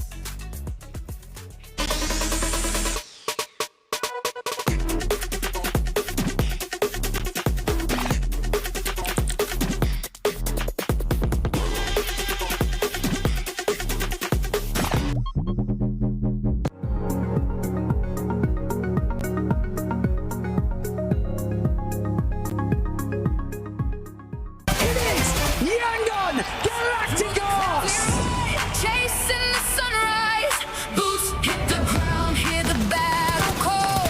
Loot up, lock in, we're ready for it all. Every street, every door, searching for a little more. One squad, one dream, nothing's ever what it seems. The circle's closing in, can you feel it on your skin? Heartbeat like the drum, the final fight has come. Fight till you make it, never gonna break it. Stand your ground and take it, right into the fire. Fight till you make it, every move can change it. Higher and higher, we're reaching for the winner, winner, chicken dinner. Fight till you make it, fight till you make it. If I'm not mistaken, Neptura, I think you actually won at darts. And I think you got that chicken dinner. I did. You were lied to, but Very mad. in this last game, E-Arena wasn't lied to, Max, because E-Arena came out with the win. I never know how to react to an E-Arena win now since that Rondo 39-pointer. I'm like, okay, that's great. That's a cool win. But what's next? No, it genuinely was a good game. It was very open-ended finish between Furia and E-Arena. I think it was kind of even-Steven until eventually Ayala got a little bit overly aggressive on that push. Then he gave the man advantage, and E-Arena using every resource they had available to get that win. Good to see, but again, I need to see that continue in your next coming matches. Take it away, Lace. I know you've been wanting to talk about this team for a minute. Hey, Arthur, I am revoking your driver's license because I was waiting for the Furia drive by Max. E-Arena, obviously, they deserved that win because of Furia and their driving and not taking that position early on. I mean, I liked the way that they sort of held out E-Arena early on in the map. Yeah. They had Silence kind of scouting Vitality's movements right down at the south side. So this was such a better play from them. They're actually defending and looking where other teams are sort of pushing into that position. They had such a strong split hold. Obviously, a little bit of tunnel vision coming out of some of the players there, and then I don't know what the vehicle situation was, and you could hear me screaming in the back, he's like catching nades with the vehicle as well, and I'm like, what plan is this? They had such a strong position after getting like this one. After moving their way into zone on the rotation on the southern side, Max. Look, I'll give you my mic back, Neptune. I'm really upset. I know what happened, actually. I was talking tonight. I saw him as we were leaving the talent room, and I asked him, like, what was the play with Ayala? And he said the idea for Ayala was to get an off angle on the team and actually catch them from behind. But then he saw two players and he got scared. And that's the thing is, right, lack of information will make you do these kind of mistakes. So it could have been a good idea, and catching nades didn't work out. It could have been great, but unfortunately, two-player setup was exactly what E-Arena needed in case of those kind of pushes coming their way. That was just a big, something I like to call, what the Furia. WTF, because that's exactly what ended up happening with that one. I've been working on that one all day, especially with the way that they were playing earlier. There was a squad, though, that was able to put up a good amount of eliminations, and it was none other than Aurora. Aurora, once again, Neptura being able to back it up with the limbs, even though they wasted a lot of utility with Tiamba.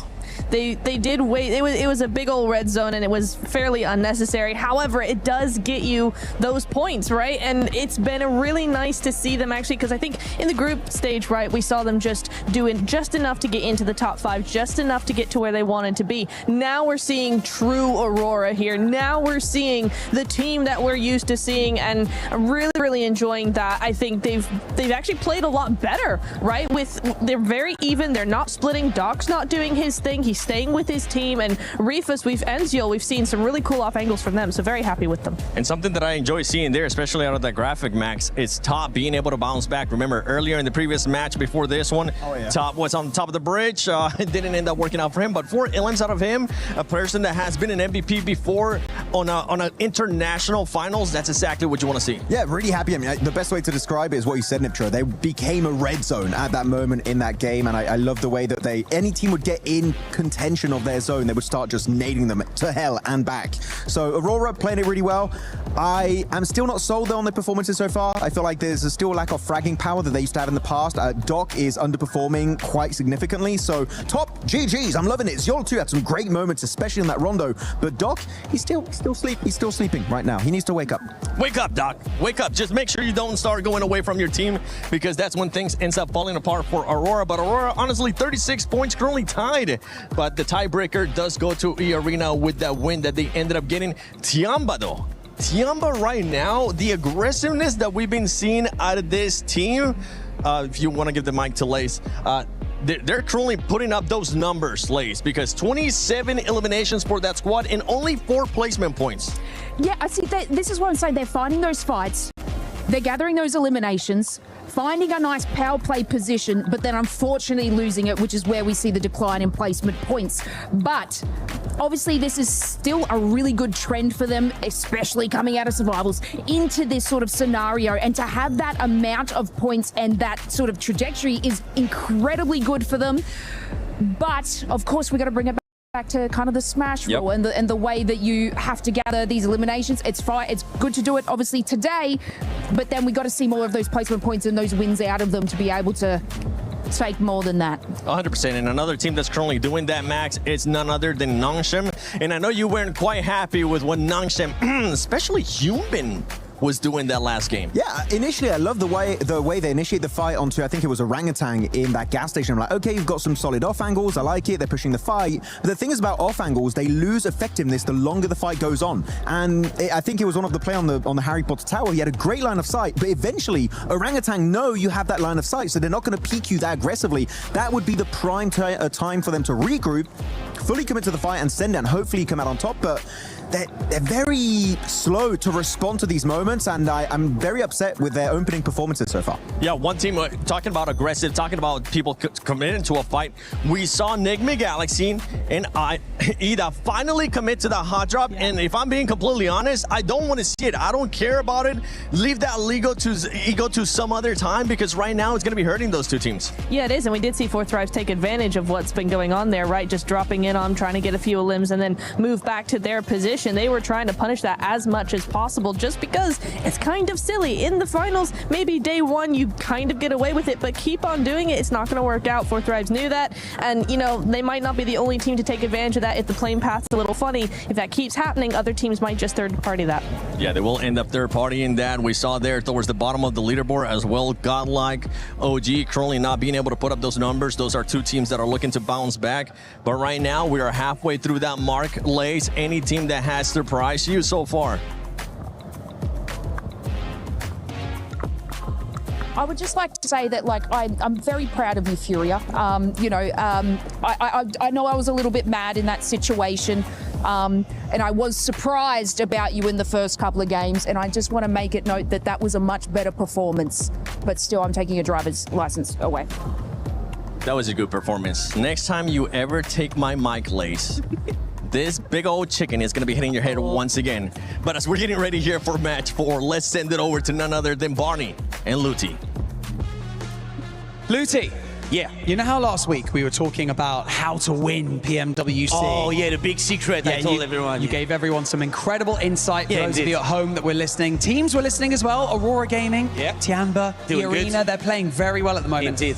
But let's break down into the finer details. Oh, it's Okay, pleasure, yeah. I want to ask you a little bit more. Okay, so what's the best map to capitalize on points? I mean, there is different teams with different play styles, so it depends. Okay, yeah, that's fair. Okay, it depends. Yeah. How about vehicles for late rotations, getting into a good position? What's the best vehicle to use? The horse, the buggy, and so different maps. So it depends. It depends. Yeah, as well. Yeah. Okay, sure. Yeah. Utility, okay, so end of game, smokes, nades, medical packs, bandages. What's the best thing to have in your arsenal? I mean, depending your situation with the cycle, so I will answer, it depends. It depends. Yeah. Okay. Luti. It's not that easy, Luti. What's the best gun in the game? I mean, let me guess. It depends. Sacre bleu. No, Barney. Everyone knows it's a P90. No, depends. Okay, back to you, casters. I hope you're ready. It depends. And yeah, he's right. The P90 is where it's at. But we are here live in the finals, getting ready for the last 3 matches. Absolutely. We have got a great day unfolding before us. We've had some real step-ups from a lot of teams coming on through, some great rotations, some insertions, some side swipes into those zones. That S2G hovercraft double roll-up, that was looking pretty, but we're going to be sending ourselves once again over to Erangel to find ourselves one more chicken dinner. Let's see who's gonna get it. Yeah, I mean, this is it, the last Erangel of the day, and it's time to put up some serious points. I mean, we're still super early in this tournament, but we're already starting to see some teams, right, make some things happen. I was able to talk to one player in particular. As we were getting into this game, I happened to see S-Power from Godlike. The hair is hard to miss. I went up to the man and said, hey, you know what, give me 3 words before we get into this next match. And he said, the domination begins. Ooh, using a whole word on the. That is bold. That's the sort of confidence that you want to see coming through. For Godlike, they do want to try and push a little bit further up those tables, try and get in the competition for those top spots. Of course, having only seen 3 matches, we are still in a fairly uncertain situation, in a state of flux when it comes to those tables. Obviously, some performances standing out more than others, but it's definitely still achievable because of the fact that we have got an 18-match set, right? We've been playing so far on 12-match sets time and time again, but moving over to that expanded 3-day approach, that 18 set, that's where consistency really comes into play. So it's teams that are able to earn 6, 7, 8 points on those games that are going to be the teams that will take those top spots, those podium positions. Yeah, you're exactly right. I mean, it's all about putting up as many points as you can early on, and consistency is going to be the king here at the end of the day. I mean, we saw in the group stage, right, E-Arena, 39 points in one single game, and they weren't even able to make it. I mean, straight to the finals. They had to deal with the survival stage, and let's be honest. I mean, luckily we're able to get here, right? So, I mean, but they're crushing it now. They did a great job in that last game, right? And so they're off to a strong start. Let's just see if they're able to keep that pedal to the metal. Aurora starting off strong is really good because historically they've always taken a long time, right, to really get warmed up. But for them to put some points on the board early just goes to show that come finals time, they're adjusting their strategies and it's working out for them. Maybe able to finally claim a title spot, you know, that's what they're going to be looking for. Plenty of other teams looking to do so as well. I know there's plenty of fans in the crowd for Furia who are there, really giving them their backing, which has been nice to see. Hopefully they can keep up the pace towards the top side as well. But yeah, I mean, there is so much on the line. That trophy, a threat to so many, but a promise to only one of our teams. Man, one of the sickest trophies you could put on your shelf. I love every single year I see it. I'm like, oh, you gotta get one. And this is what these teams have been hunting for. They've been working all year long to get here. And we can tell the teams that have prepped, and it's every single one of them. It's wild to see all these names, and the level of competition has never been so even, in my opinion, right? I mean, there is squads all across the board. They get a good couple zones, good couple situations. They're not messing around. They're going to take full advantage of it here. You talked about Furia, right? I think it's only a matter of time before we see them get a chicken dinner. We got to see some keys a little earlier. We saw that Team Vitality key, Tianba, 2 monster squads as well. So it's just really about that consistently, like you talked about. But you know what? We're in the final Erangel of the day, John. One thing that stands out to me, without a shadow of doubt, is Pachinki, right? What is going on there? That last game has to mean that something's got to switch up, right? It has to. Something definitely has to change. For me, I feel like Enigma Galaxy, they kind of, well, certainly we know how consistently Ralph will just sacrifice tournaments to hold on to Pachinki. So for me, I'm just unsure as to why Ida made the decision to stick to that drop spot. There are obviously other opportunities, and it's sort of, it reads ego to me. It reads ego that they aren't disengaging. I liked 4th Thrive's adjustment. They were able to get in. They were able to get, I think, 2 eliminations right at the start of the match. Really, really nice stuff from that very peer position that they normally drop around. They were able to move on up. They exploited that situation. But I think that the second good decision that 4th Thrive's made in that scenario was not to hunt down Ralph, right? Because he's a solo. He's hiding in a corner. You don't know exactly where he is. You disengage. You don't go hunting, because a solo in a corner in Pachinki, you could lose a player to that very, very easily. So I liked their withdrawal there coming on through. The other side of a hot drop in Pachinki that is a massive factor, certainly for later into the mid and later game, is the fact that in a hot drop, you don't get that loot truck, and you can't get it double either, which means that it went over to Vitality during that last match. It goes over to other teams who just sit on that northwest side. It's also an incredibly clear indicator that a hot drop is happening to a team out there, so they can grab that one and send on in to maybe pick up the pieces. Yeah, let's take a look at some of the highlights here before we get started, as these teams are going to get locked and loaded here in just a second here, folks. But yeah, you know, when we go back to that hot drop, it's wild to see. I've been kind of watching these two teams talk to each other all along here in Paris. And I'd see, you know, Enigma Galaxy players walk by Ida players and kind of have some exchanging of words. And I was hoping they would kind of get this settled before the finals, because I think it's just a devastating loss for this to continue here for both of them. And in the last game, it showed, just like, because guess what? 4th Thrives. They came to party right after. They were like, oh, you know what? There's a silly fight happening in Pachinki. We'll take those eliminations, and they got some of them, right? So I think now that you have 4th Thrives, especially now on the hunt for this, it's got to make, you know, Ida, and Enigma Galaxy have to start second thinking, I think, some things. But at the end of the day, like you said it, you know, for those of you guys that don't know Ralph's true name, it's Ralph Pachinki Sanchez Montero III. Okay. Pachinki is in the name, all right? And he will refuse to let it go. And I mean, they've dominated it, right? We saw them be able to take out Ida, but now that you have 4th Thrives coming into play, it's got to make you second guess things. I mean, I'm pretty sure that dropping in Pachinki is in Ralph's will somewhere. For any eventually, hopefully, in the very far future. But if he keeps dropping in Pachinki in-game, he's certainly not going to have a long life expectancy. Aurora Gaming able to do the business, but we are going to head to a quick video whilst we get this lobby ready to rock for our last Pachinki today.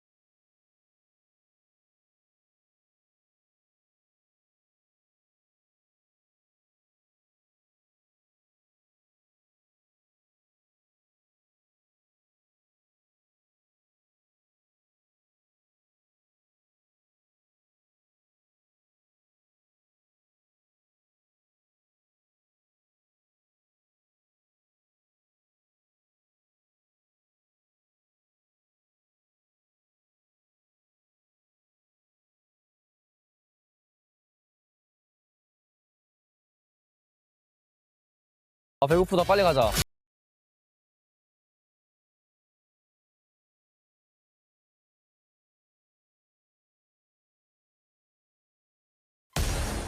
Welcome back to the Hot Drop Watch here as we await the fate of Pachinki.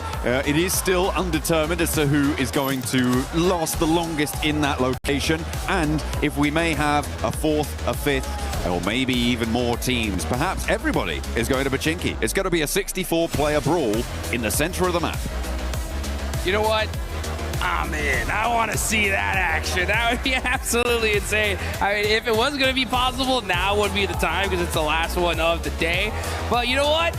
It's time to see what exactly is going to happen as we get into the map. Final Erangel of day one of the finals.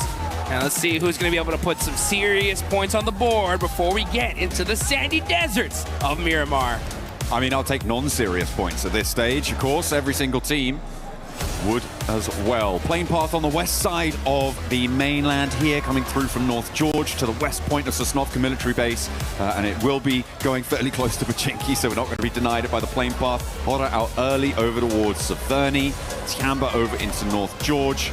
I'm keeping an eye out to see if any of our teams on the hot drop are going somewhere else, but I'm really not holding my breath.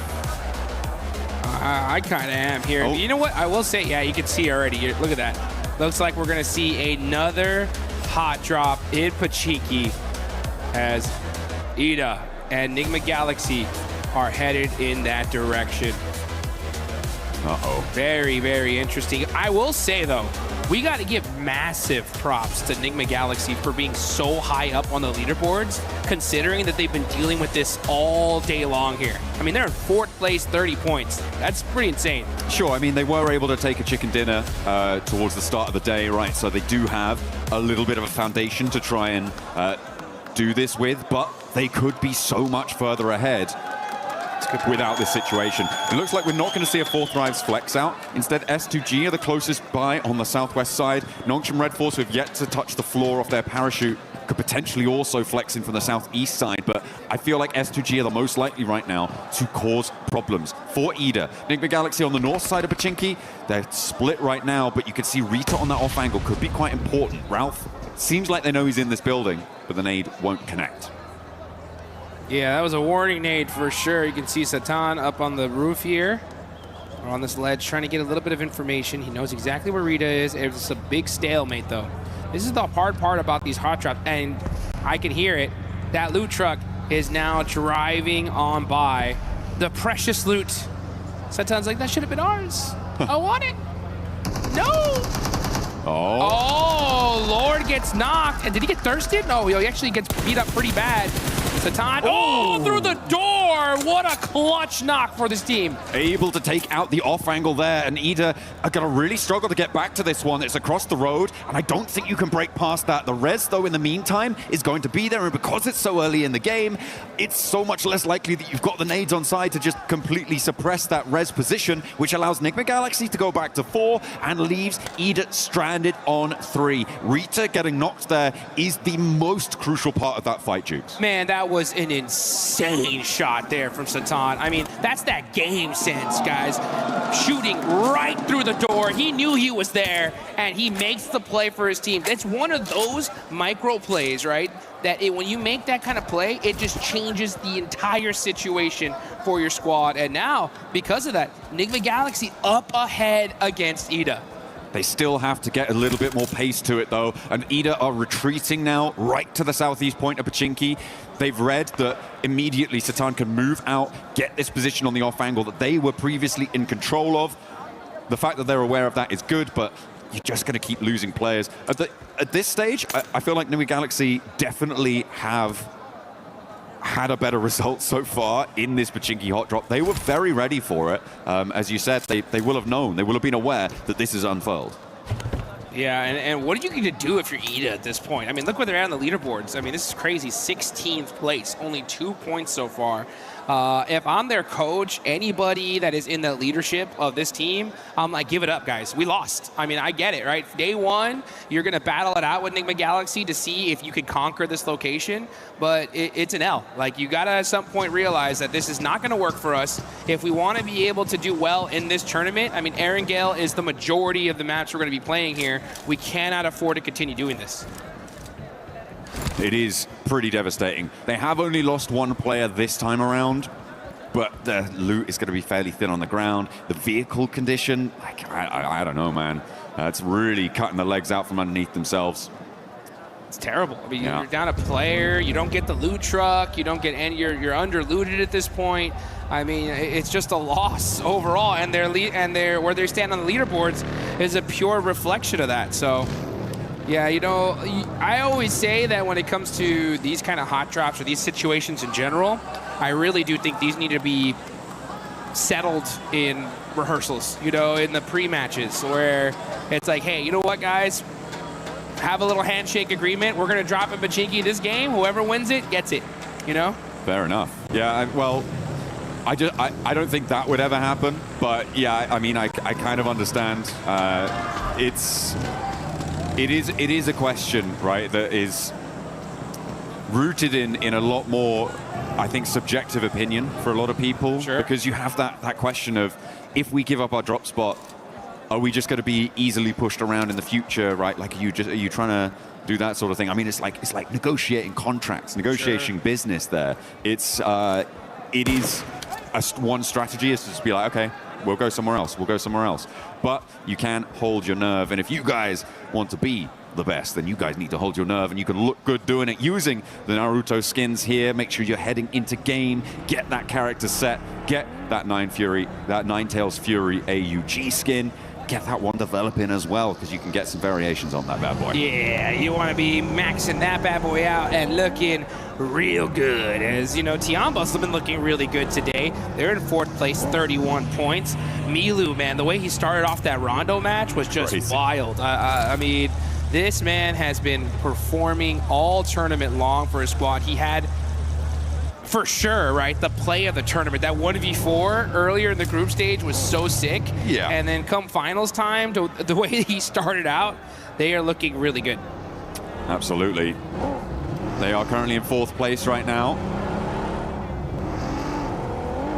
Looking to try and keep themselves within striking distance of that 1st place spot. GodLike would love to try and join them, but they are a little bit more destitute on that points front, with only 8 towards the bottom of those tables. Another circle heading up towards the north side, split by that central river. A lot of open ground south of Severny, being covered actually mostly by Aura, who have a wide spread around the river, are causing a lot of problems. I'm Interested to see how many teams look to head east of Yasnaya. Furia likely going to do so. Could potentially see that from teams who are still on the military island, by the way, Aurora and Al-Ula. And maybe we'll see it from one of the two teams who are still in Pochinki too, because, well, it looks like either looking to push back in and re-engage. Enigma Galaxy have been working the ground in the meantime, snaffling up all that loot and checking every corner. Or at least I hope they are. Yeah, they better be, that's for sure. I mean, you can definitely tell they're keeping their head on a swivel here. They got to know that Ida's around here somewhere. They're just clearing building by building with Satan on the other side, rocking a 3-1 split. Got to be careful, though. One nade could be dangerous. Oh, the shots ring on out, and the knock onto Coops is huge. He's got another nade as well. Coops is in danger here. Ralph does need to get some healing done before he can go for that revive, but he should be okay to do it. You can't step forwards and go for the cross. And again, Satan is on that off angle. Just about misses Swain on the cross, but he should be able to call that one out. Should have spotted it. Lord is already cooking a nade. He knows he's in the building now. Launches it forwards and he takes it down. Beautiful communication. The plays from Enigma Galaxy in Pochinki are just insane. How do they do these wild bounce back shots, nades that just turn the fight in their direction? This just goes to show you, when you know this side of the map like the back of your hand, it's gonna pay dividends. In the meantime, Nongshim Red Force and Four Thrives are going head-to-head. And at the moment, it looks like Four Thrives are in the driver's seat. This is out to the east side of Potato Hill, but they are grabbing a couple of flushes on board as well. As we keep going with this hot drop, though. Yeah, Nongshim Red Force, they're going to try and get out, just leave a solo survivor coming on through. And another knock goes on in. This is Enigma Galaxy sweeping it under the rug. They're putting this hot drop to bed. It cannot come back tomorrow. It would be a terrible idea. I can't stress how difficult this is to do, right? To be able to deal with this hot drop so frequently and to just execute in this perfect fashion. I mean, not losing a single player, getting those four points early on is just insane. There was a hard north shift on the circle in the meantime. We are watching all of this hot drop unfold, but it is pushing teams now north very, very quickly, which is causing conflict around the crossings as Coops finds the final player on Ida. And down they go. All four players from Enigma Galaxy are there, and no third party came on through as well. Now we're going to jump over towards the teams that are looking to put pressure on up towards the north side. We talked a little bit about Nongshim Red Force losing 3 of their players. Four Thrives lost 1, but they did manage to get the 3 points for that fight. They are both still south of the river. Ulf, Orangutan now on this northern side of Roshok River, and trying to get their foothold to move in towards those shooting range hills, potentially over towards Saverny Way. Yeah, we've been really focused on that Pochinki fight for so long. This zone is all the way up to the north, like you mentioned. We already got Fudia up there in Saverny, E-Arena over by shooting range right now, taking that Snake Hill position.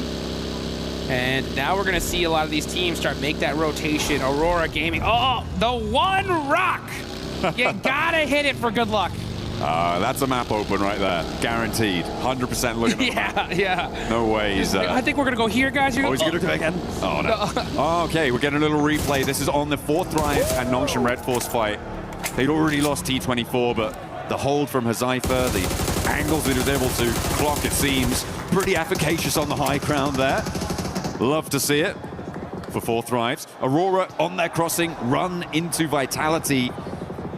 Looks like they may have run their last across these bridges. This western hold looking quite good for Vitality, who, for the time being, have been a little bit quieter, I think it's safe to say, than their group stage performances, but they're still very much there. They're still very much present.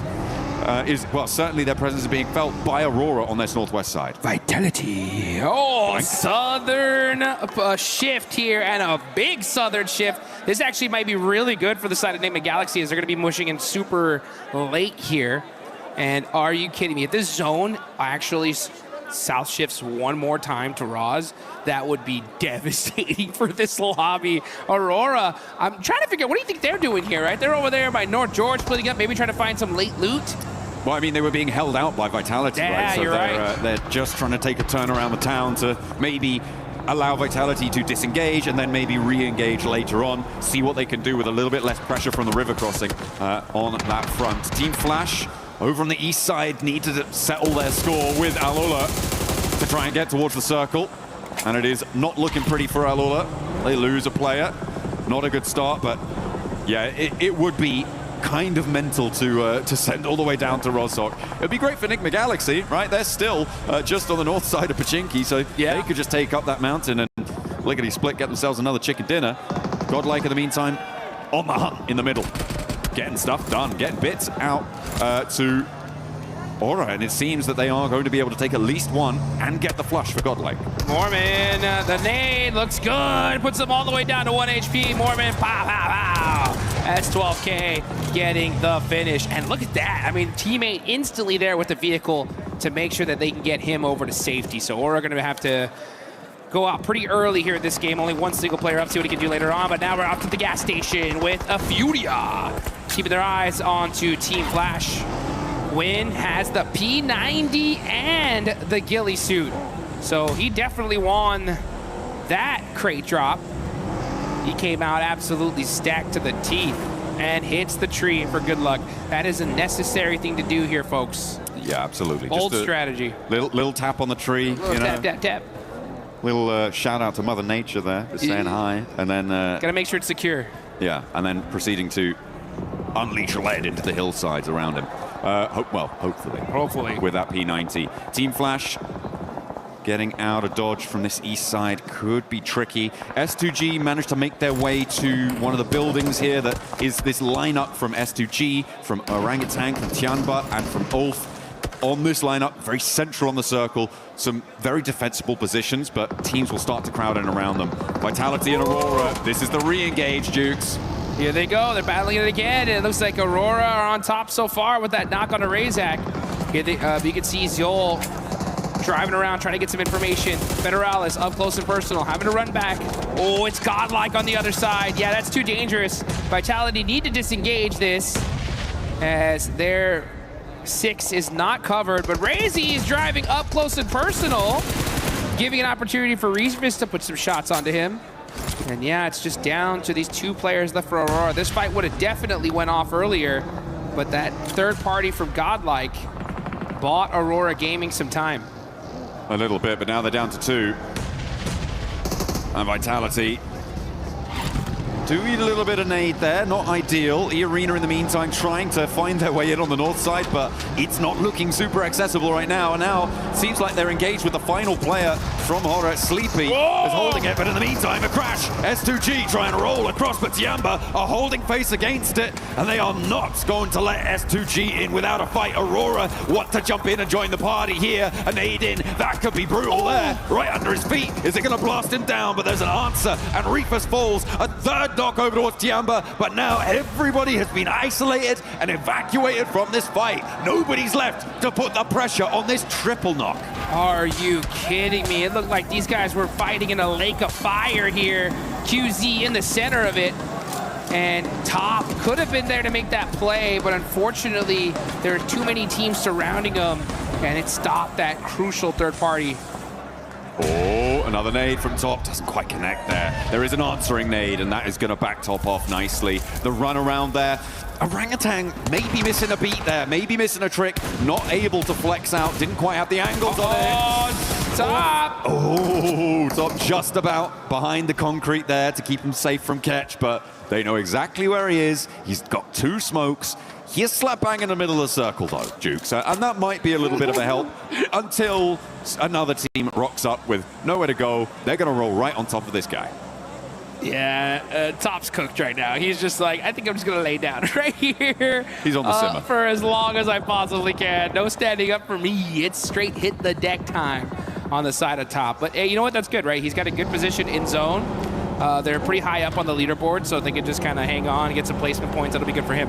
But meanwhile, I mean, Tianba on a tear. 7 eliminations. Fortunate for them. They're able to get everybody back up here, and they're in a solid position in this circle as we now look on over to Furia. Igor hopping out the vehicle here, getting punished by E-Arena for it.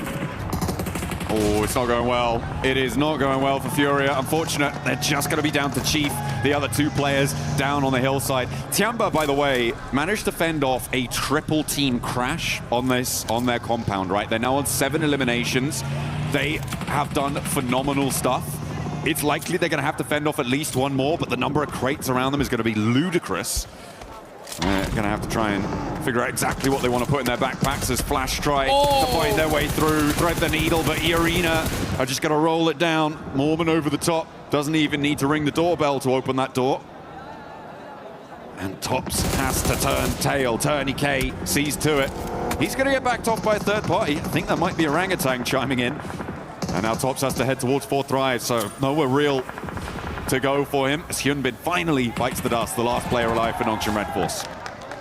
The Arena are putting some good points on the board here. I mean, they're having to really battle it out, holding the edge of that circle, because there's a lot of open field in this zone. And now you're going to see 4 Thrives. 6 eliminations so far. Falak with 2, Zypha with 3. It's keeping Rozog in. Oh my, I just saw that circle shift. Are you kidding me? Enigma Galaxy, they'll take that all day long, right? Hey, you know what? Sometimes you gotta get a little reward for those crazy hot drop efforts, and they'll definitely take that one to the bank. Yeah, that's gonna be friendly for them for the time being. For them, I feel like a good strategy is to start scouting the other side of the river now, though. I feel like you need to get someone in fast. The difficulty, of course, is that 4 Thrives, and now Vitality is starting to move in, and they don't have an outpost there. Move over to the bridge, a little bit out of the zone. Yeah. I feel like somehow you've got to find a coastal position on that riverbank. And if you hold towards the warehouse, towards the triple stack, it's just going to be a bleed out for Enigma Galaxy. The placements aren't really going to be enough. Yeah, I want a little bit more forward thinking there as Aurora lose their final player. Top could not stay in for too much longer. 4 Thrives though, getting crashed on. Here they go, E-Arena not messing around here, just full sending it, non-stop aggression from this team. And it's been paying off so far, and that's why you can see them on top. Orban hopping on out, trying to hit that flick shot onto Zypha. Zypha's really hurt here. Great teamwork though from E-Arena, picking apart the likes of 4 Thrives. Zypha has been so difficult to deal with, but E-Arena the only team to be able to take him down, and it took at least 3 of them. Tourniquet goes down with him, but 10 eliminations now for E-Arena. Very possible to get this res. This is the chance though for Enigma Galaxy to move across, and look at Ralph, he's getting over. Koops is looking to join him. This is the perfect opportunity whilst these teams on the east are preoccupied. A little bit slow to get the third party, but it is a good first step. I like what they've been able to do there. We've seen counterpointed river cross positions in 2-2 splits work well in the past. I'm hoping they can leverage that here. I'm a little bit disappointed in Orangutan on the north side. I feel like they could have poked their noses into that fight and third partied it as well.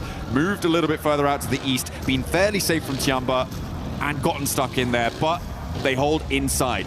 And I don't think it was going to be enough. Yeah, one thing I've noticed here in the EWC is the quickness these teams are ready to third party and take those opportunities. And it's just kind of surprising to see OG just kind of hold back there for a second. Enigma Galaxy, just due to the terrain, weren't able to even think about getting that third party. But because of that fight, it opened the door for them to be able to at least make that safe rotation and get that 2-2 split going that you were talking about. So let's see how they're able to capitalize onto it, though. As now is the calm before the storm. We are in stage number 5. All these teams just planning it out, trying to figure out, okay, if the zone goes over here, we're going to have to make these plays. If the zone stays on us, then GG, baby. We just shoot at everything in sight. Yeah, we're going to get the next zone unveiling itself in the next 20 seconds or so. As GodLike try and keep their ridgeline in play. This is a replay of the roll-up. Okay, this is when E-Arena crashed on towards 4 Thrives. Falak. Yeah, went down very quickly there to Joker. Not much you can do about that. When the flying vehicle launches over the top, the bunny rabbits bound on into your sightlines. He wasn't ready for it, which is kind of unfortunate. Next circle, though, comes in Jukes, and it will head over to the west. So I think the Galaxy do have to get on the road. Ulf fairly happy in their compound, but GodLike are putting pressure on. Yeah, GodLike. Remember, as Power said, the domination starts now. Let's see if they can actually make that thing, though, as they got Ulf right behind them. They're super pinched, making it very difficult for them to make a play from their position. And now you can see Scarface getting up close and personal. As Power trying to smoke some things out, buy his teams some time. It's going to be up to him and Admino, though, as they are just trying to hold this spot.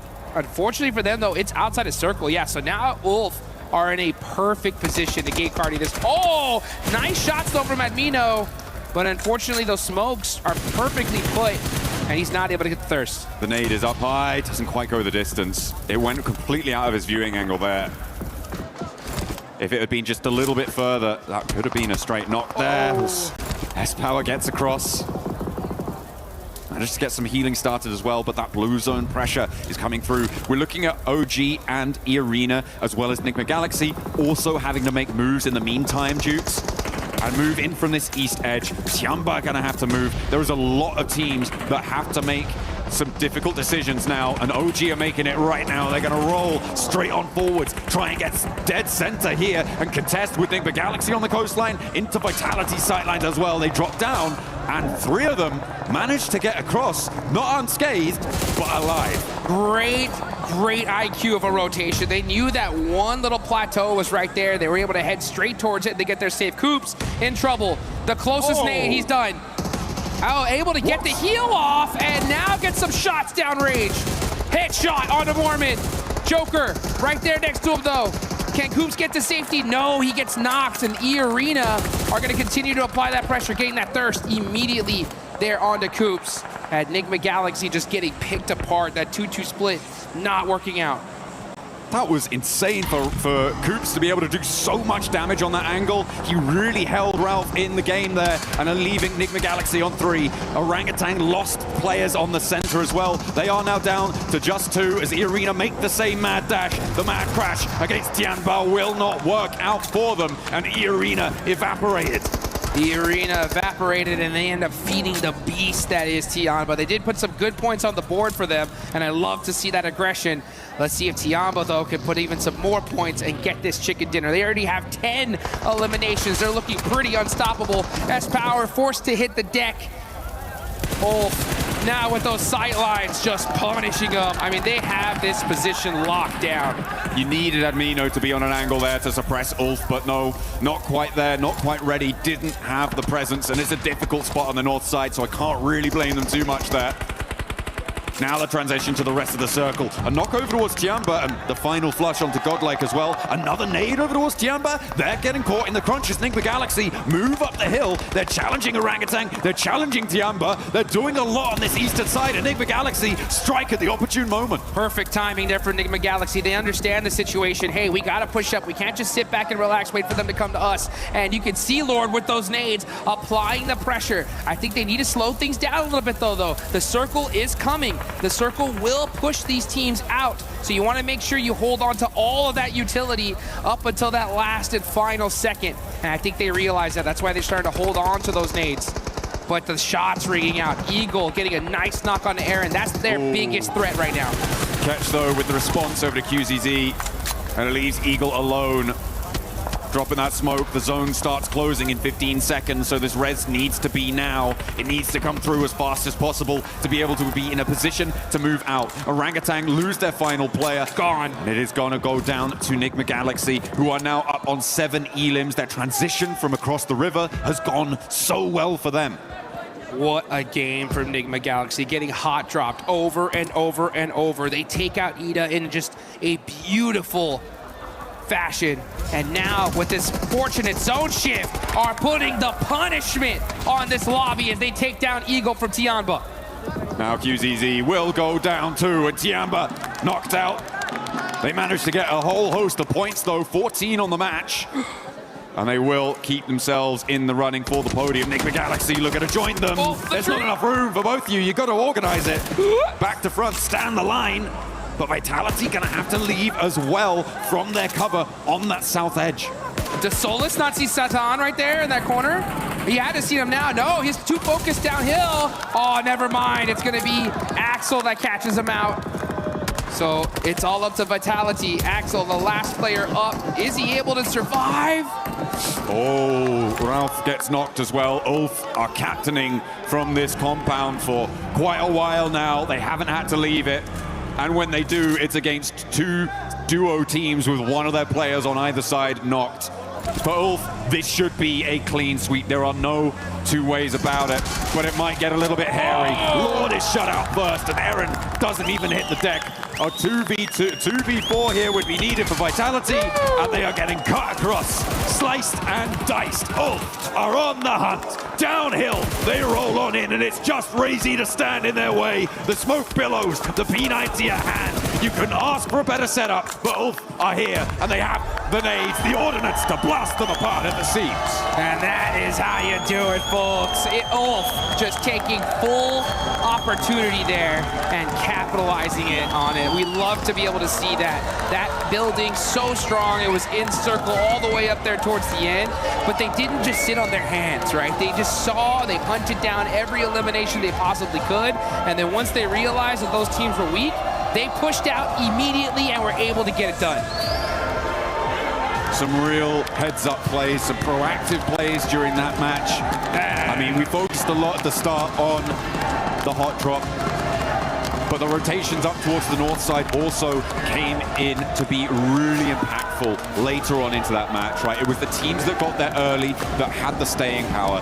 For me, a highlight of that game was also Tiamba holding off against the triple crash. It was Alula, followed by S2G, followed by Aurora.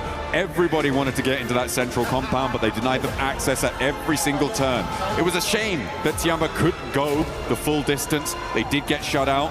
And I feel like for Orangutan, they could have had more of an impact on that northeast side that would have changed the tune there. And hopefully they can find those opportunities in the future. It would be great to see them perform at the level we know them to be capable of from their performance in the group stage, but it is looking pretty powerful on multiple fronts. It's so tough. I mean, everybody here is playing just hyper aggression, zero hesitation gameplay here live in Paris. The second you see an opportunity, these teams are taking it. One team in particular, right, we got to talk about it, is E-Arena. Just straight aggression there towards the end game. They soak up a ton of eliminations. Unfortunately, don't get the chicken dinner, but when you get that many elims, that's a good game no matter what. Yeah, that fight with 4 Thrives over the ridgeline worked out well for them. And again, the lack of third party allowed them to keep in the match for a lot longer. They were down to just a single player standing at one point, but they managed to get back to 3 to recover that pressure without any third party look-ins coming on through. And yeah, for E-Arena, it's a good result. I would even say it's a great result to keep them at the top of the tables, to keep, well, I don't know if they're actually at the top of the tables anymore. We'll have to double check that, but a man who could find out is Kalaris down on the stage with E-Arena. I'll try my best, John Allen. Yes, that's right. E-Arena looking fantastic so far, so let's ask them a few questions about the games here to get things rolling. So first things first, your previous win going up against Furia. Were you surprised by Furia's approach to the late game? And talk to me about that late game in general after you got the win. ในเกมที่เราต้องเจอกับฟิวเรียนะฮะในเกมที่เราชนะเมื่อสักครู่เนี่ยฮะตอนที่เราเจอกับฟิวเรียฮะเรารู้สึกเซอร์ไพรส์ไหมกับวิธีที่ฟิวเรียเล่นเพลย์สไตล์ของฟิวเรียในเกมนั้นครับก็แปลกใจครับแต่ก็รู้ว่าเขาเล่นอย่างนั้นครับก็เลยไม่ได้ตื่นเต้นเลยครับ Well, we expected, but we still surprised with how they approaching the teams.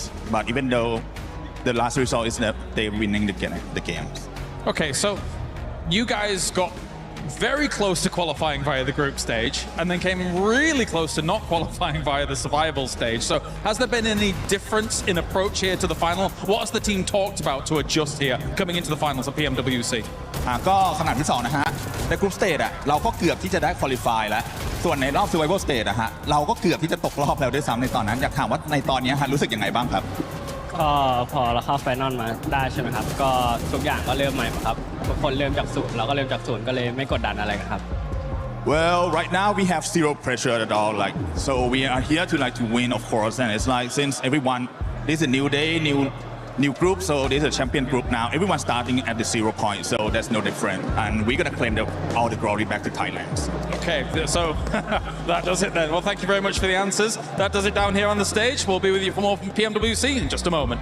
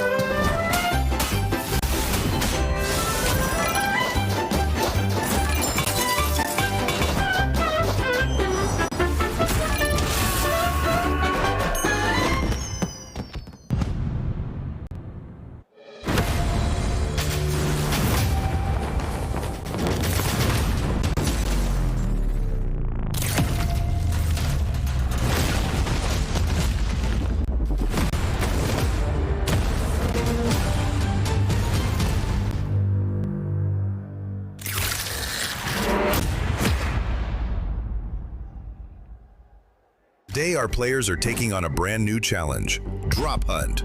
Each team will be split into 2 pairs, with each pair receiving their own map. 5 locations are marked on the map and hidden in the player lounge area. At each location is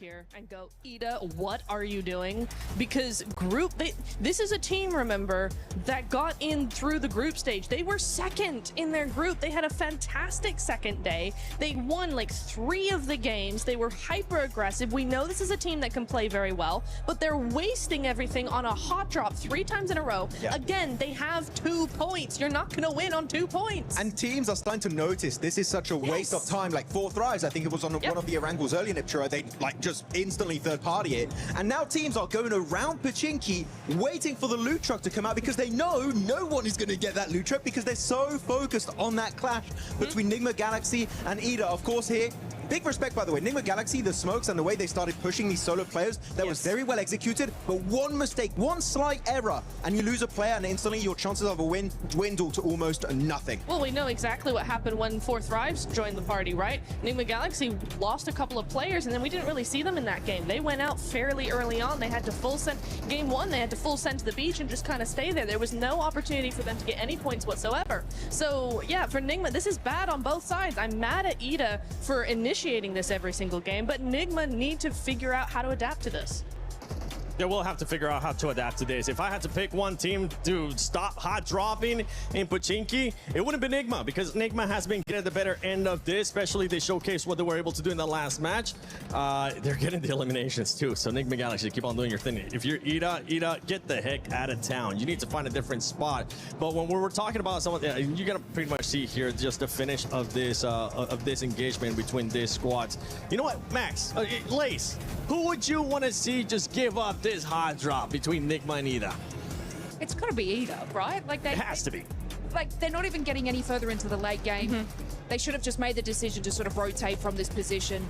I mean, you know, I was kind of touching on, I think, Nigma Galaxy a little bit later into the zone, how they're making slow decisions. But again, this is slowing their decision. But yeah, Ida just, yeah. Look, by the way, look on the left side of your screen. While they're still in their looting stage, technically, right? So hot drop's a bit weird, it's a bit different. You have Nongshim Red Force fighting 4 Thrives on their first rotation after the looting stage. This is, look, even here, you have the fight, Orangutan fighting Ulf. Everything is happening. In the game, teams are not going to wait for you. And while that's happening, you're still in your initial drop location and you have no scouting done. Yeah. The loot truck, you can see on the left side of your screen, he came back for round 2. Round 2, and the fight is still not done. What are we doing? It's okay, Max. This is Picado Red Buildings all over again. It's really annoying. It's Picado Red Buildings all over again, Max. I mean, we get so mad at that hot drop, and we still have the Miramars to go. So if either of you hot drop Red Building Picado, I am going to come over to your table, and I'm going to moonwalk. Be aggressive. Yes, I'm going to moonwalk. Look, okay. I'm going to hee-hee at you TLDR, very aggressively. TLDR for the entire segment, we don't like it. End of story. Yeah. Unless you're Nigma Galaxy. Nigma Galaxy currently in 3rd place. You have E-Arena right now in 1st place with 48 points. Tiamba continuing on those consistency of eliminations. This is the main story for Tiamba right now. 45 points, 37 coming from the elims. And if we start going down, we are seeing one team that has been going down as the day has been going on. And it's none other than Aurora, Max. Yeah, unfortunately, I still have not seen the comeback of Doc, right? I would even take the dockening at this point. I would be like, I want to see something come out of it. But yeah, they've definitely been slowing down quite significantly. Keep in mind, they've got 11 placement points, sure, but they got 2nd place on the first rondo. That's 6 placement points. After that, the rest of the day is only 5 placement points after 3 Orangles back to back to back. Quite disappointing, especially when it's just outside of Ferry Pier. I was expecting way more. They're slipping down, and especially when Ulf now, they just got a 4-man finish. You know, Ulf are going to be chasing for that podium spot. I mean, for me, I'm not too worried about Aurora right now. They've had a good start to the day or start to the finals, and we do know that this is a team that really waits until the last minute to actually do something. They just do just enough to stay ahead. But the problem is when you're seeing teams like Ulf, like Vitality, we haven't even seen Vitality at their best yet. You know, teams like this that are going to be coming up and gaining that momentum as the days go on, Aurora are going to get left behind pretty quickly. So you are worried or you're not worried? I'm on the fence as of right now. At the end of the day, I'll be a bit worried. Okay, because you say I'm not worried, and then you started sounding very worried to me. I'm not too worried. It started to sink in. She's like, oh, actually, this isn't looking too good. She just kept saying more teams, and I'm like, okay. That sounds like you're contradicting yourself here. 4 Thrives ends up finding themselves here in the 1st page, but going here towards the 2nd page, we really haven't seen much lays out of S2G. With Furia, it's been a hit of a miss, and then we got some of the other squads there. S2G are getting busy, right? but they are sort of like losing the contests on these fights. They're able to get the placement points. It's been great. Chicken dinners are coming through, but it's kind of like more of a gifted scenario in a lot of segments. But you've heard me about Fury, guys. I'm not going to go on about that. But what no driver's license. Yeah, I won't carry on about that. But look, I even just want to touch on like Vitality. We didn't really get to talk about them. They are playing incredibly scared. So Neptura, after your sort of worried statement, I am also worried in that sense, because like even in that final zone there, they had the western side to sort of scoop up behind Nigma Galaxy, and they did nothing. Yep. One team that I want to see more out of, especially towards that second page, is none other than GodLike. And I would love to see the player stats so far today, because this is a team that a lot of people were expecting to actually finish pretty high. And it has to come with the fragging power of S-Power. And right now, for S-Power, to give him a break, he is the only one that's performing for the squad, being able to average at least one. But the rest of the squad is just not looking good. It's looking pretty bad in terms of eliminations, and the reason why the eliminations are so low is look at their survival time. They're not even breaching the 20, and some of the players not even the 18-minute mark, which is not good in a lobby of this caliber if you want to be contending for that, let's say, top 5 situation right now. So GodLike, even looking back on this game, they should have pushed up onto, I think it was Ulf's compound, but they got very idle, because the thing is, compared to the group stage where some teams might do mistakes and you might be able to weasel your way in, here you have to take fights head on if you want to have a chance to get very late into those games, get those placement points. GodLike, in a lobby like this, you cannot be hesitant. We've seen in your group stage, you have that raw fragging power from S-Power, from Admino, even Sommei, and Manya is a great IGL, but you need to utilize it and take your chances. Yeah, what I've noticed is Manya is making like these sort of scouting power plays, but the rest of the team is not supporting him, which they're getting caught out. So, I mean, it's surprising to sort of see that level that they're at right now, because Manya is making incredible decisions, but it looks like a few other sort of on the team are just kind of tunnel visioning into the wrong direction, and then that's when they're getting caught in. Yeah, I think also one thing that we really need to think about, or they need to think about, is it seems like they keep going for positions that put them in a position to have to fight teams head on, and they're not succeeding in winning those fights. So if you want to make sure that you're actually going to get a position and be in there in the late game, you know, if you know that you're not really fragging out against these squads in the finals, then stop putting yourself in these tight positions in between teams that mean you have to frag your way out of them. Play a little bit more like Vitality, the way that they're on the edge. Nigma Galaxy as well, they're on the edge. They try to just wait out other teams, take a fight here or there, but just survive and keep their players for later. Survive. That's the name of the game, all right? Just survive. It's so easy. Why don't you do it, GodLike? Actually, I believe they'll be able to turn it around. It is their first time here in the finals international event for a lot of its players. S-Power, I'm still proud of you, brother. You're still putting up the numbers, and I think you're going to do even more as the day goes on, as the days do end up going on. But for right now, let's send it over to none other than the stylish man, Blank, and our special reporter, Kalaris. Yes, the stylish man and the short man. I get it. It's fine. Don't worry about it. We've got ourselves Mr. Blank here to talk about everything. Oh, you're my special little reporter, aren't you? Right, yeah. I'll try my very best to rise to the occasion. My special little man on the stage here. Shut up and go away. All right, we've got Tiamba to talk about as well, of course, as they have looked stellar in terms of their positioning and how they've been kind of playing these games out, Blank. Yeah, they have been really, really good. I'm so sorry. I do love you, bro. But honestly, there has been moments where the decision-making has been fantastic. I think that the way that they are speedily going to sometimes their demise is actually astonishingly good, right? Because I think me and Jackie were talking about this. I don't know if you'd agree, but there are times where they'll make what feels like the best decision in a bad moment, right? Where a lot of teams would just stand by and probably get naded and be like, oh, it's over. Well, Circles haven't been kind to them, so they've been able to kind of fight against some of that adversity. And I think that when you watched as QZZ was able to get MVPs on international stages this year alone, I think a lot of people, including Max and some pundits, etc., wanted extra people to be able to step up to the plate alongside him. Sure. Milu's been able to do that like twofold, which has been really phenomenal to watch so far. Oh, Milu's been amazing. Yeah. Milu's been really, really good. It's fantastic to see. I mean, you were talking about it was FMVP for PMWC, where he was able to get 39 eliminations over 7,000 damage for QZZ. But yeah, they have balanced the load in a big way. I think it's a really, really nice thing as well seeing A-King, because it very much reminds me the way that Alpha 7 used to play. They're not playing now. Ignore that bit. Ignore that bit. Let's just put that to the side for the time being. But yeah, A-King's kind of like the Revo of the team. He plays forward, he plays shotgun for the team. Milu's just very good in those clutch moments. And yeah, the load is spread out very, very evenly across the squad. Eagle is also a great survivalist. I think they have all the tools necessary to actually honestly win this at this point. As you're talking, you're getting further away. Come back. It's fine. No. Okay, where's my box? The thing is that I think when you look at Tiamba's performance so far, and we can wrap it up on this and move on to our next team, is that double chicken dinner that they got at the start of survival stage, huge revitalization for them to be able to get themselves back on the road again and actually push to be able to find themselves in this state that they're in right now. What do you think? Yeah, very, very good. I do think that that's what they needed, because the confidence came through.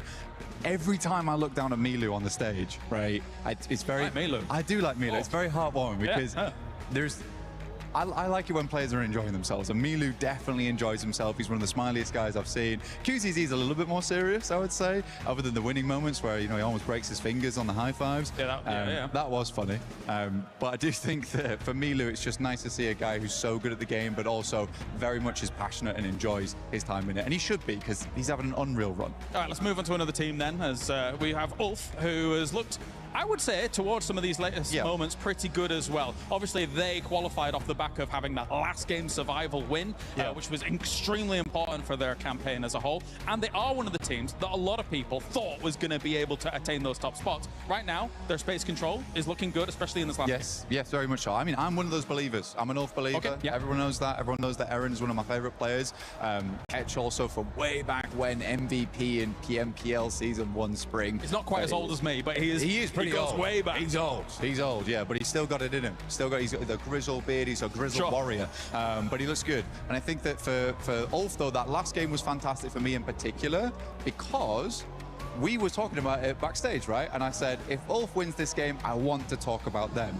But it was nice for me to be in like stage 6 and really believe in Ulf to actually win the game that they should be winning if they make the necessary movements, which was to take out Tiamba and slowly corral the rest of the squad. So the fact that they did one, kind of a prideful moment for me, because I was like, get in, lads. This is fine. You've got it. And you liked your prediction. I did, yeah. Also, I was quite chuffed about myself. Yes, that is right. Okay, 50-50. Yeah, okay. Great job, lads. Great job, me. I think as well, you know, controlling that compound, it actually has great lines of sight on the south side. Any vulnerability normally comes from the north, which actually didn't really exist in that game due to the way the circles were shifting. So they had to turn all their attention to the east as the next main threat. And I think you're right. They prioritize those threats very well from a compound like that. So good stuff by Ulf so far. Let's turn our attention as well to E-Arena, who has looked... It's funny because I'm a little bit conflicted by what E-Arena's been putting up so far. Because even in this last game, I really appreciate the wide wraps that they're doing, but Fourth Thrives have like almost zero opportunity to be able to react to the snowball coming down the hill and, you know, crushing them all. It was tough. It was tough. I mean, E-Arena is just a strange team right now where I'm not sure if they're really good at the game or very lucky, which even I don't think are very sure about at this point in time. I remember a time when Schweppes, you know, was sweeping aside the competition. But again, I think E-Arena just hasn't quite hit that full stride yet. But they do have the massive potential, Caleb. He's been able to win twice on the stage in the past, Schweppes, with, of course, Vampire in the past. But anyway, thank you very much, Blank, for joining me here down on the stage. It is time to head on over to Glitter with an update. Because there's a lot going on in chess today, and a lot of it is very CC heavy. So talk us through what's been going on. So currently the game going on behind us at the moment is Magnus Carlsen, the tournament favourite, playing for Team Liquid against Nahal Sarin for SAUL. Okay. So pretty big game, mainly for Team Liquid. You know, SAUL have popped up across a few games, but not really near the top of the leaderboard. So Team Liquid, I'm not going to pretend like they're near the top at the moment either, to be honest with you, because they're probably lower down than SAUL at the moment. But they're expected to get a win here this weekend, considering Magnus Carlsen being the chess player that he is. And he is up 2-0 at the moment as well. So even if he gets one more draw through the next 2 games, he'll be progressing to the semi-finals. Earlier today, we had the first quarterfinal, which was Denis Lazovic playing against the Na'Vi representative, and he managed to get a win. So that's huge for AGL as well, considering they're trying to keep the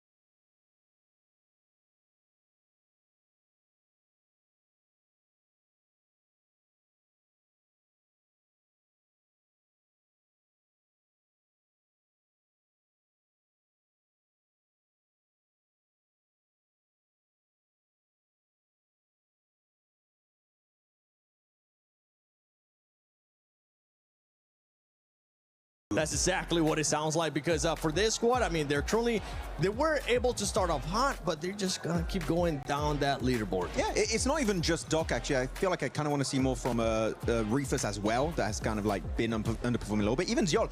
Ziol, I can give him a pass because he had some incredible grenades early on Rondo. So sure, maybe it doesn't showcase itself in the stats, but in general, I feel like Ziol has definitely also been pulling his weight. But top, it's been the top show. Getting almost 3 average eliminations per game is crazy in a lobby of this caliber. But it's not enough when only one player's putting up those numbers. Niptura, Doc, Rufus, again, Ziol get a pass, but Doc and Rufus, I want to see those guys doing well here in these coming Miramars. Oh, absolutely. We know they can offer so much more than they are right now. I also want to give Rufus a half pass as well, because similarly to Ziol, we did see Rufus have some really cool information scouting off angles, like way across certain areas of the zone, really trying to get as much information as possible for his team. So in that regard, yeah, I do feel like he's kind of pulling his weight a little bit, but yes, overall I do agree with you, Max, that all of them need to really be stepping up to the plate here. 4th place is okay. It's not far behind first, but we just want to see more because we know that they can do so much more. Yeah, and for me, no pass for Rufus. Okay, Rufus, I expect a lot better from you. You're the only player right now that hasn't gotten one of the international MVPs in that squad, so the pressure is on you, okay? Any passes that I had for him was last year. This is a new year. I want to see more survival time out of him as well, but here we go. We're looking at the overall lace. We're talking about Tiamba. We're talking about Flash. We're talking about some of these teams that we need to see more placement points out of. Yeah, I want to ask Max, if he were to be an embodiment of a coach, you pick Team Flash, right? Oh, if I wanted to coach a team, which team I would coach? No, so I think Flash was, wasn't that your They're my prediction, yeah. Yeah, your prediction? Yeah. Obviously being 7th place there, not doing terribly, but come on. 23 points behind. Inner coach, what do you think they need to do to be able to skyrocket up that leaderboard so your prediction is correct? Oh, it's complicated exactly to pinpoint what's going on with Tell Team us, Flash. Max. Ooh, you're putting me on the spot right now. I didn't prepare a segment for this. But, Team Flash, I feel like... You thrive on this. There was one fight that was versus 4 Thrives that I find interesting. That was actually the one that happened last game that eventually was won by Ulf. And I feel like what happened with Team Flash, they got caught off guard and they didn't find a good way to get themselves back up on their 2 feet and get ready for the fight, which under pressure, that is what you need to be able to do. Flash is a great team, right? If they take a fight they're ready for, when they're not ready for it, they just tend to crumble a little bit. So I don't think it's a gameplay issue per se. I feel like it's more of a mindset issue that Flash need to try and resolve. Yes, we're looking at the second page here. I'm also going to be looking at Hora Esports, Niptura. This squad, I mean, they have the fan base here. They have the support from the fans. But right now, in the second page, knowing Hora Esports, they're not going to be happy with this performance. No, they're not. And I think it's a bit of an odd one, right? Because I think it's hard to say, like Max, right? It's hard to pinpoint what exactly is going on with them. But typically, this is a team that likes to play edge, likes to survive, likes to wait until the last few phases of the game to really start spreading out and taking third-party opportunities. They're very good at those third parties, and we're just not seeing that from them. They try sort of half-heartedly making good on some of these plays, but they get overthrown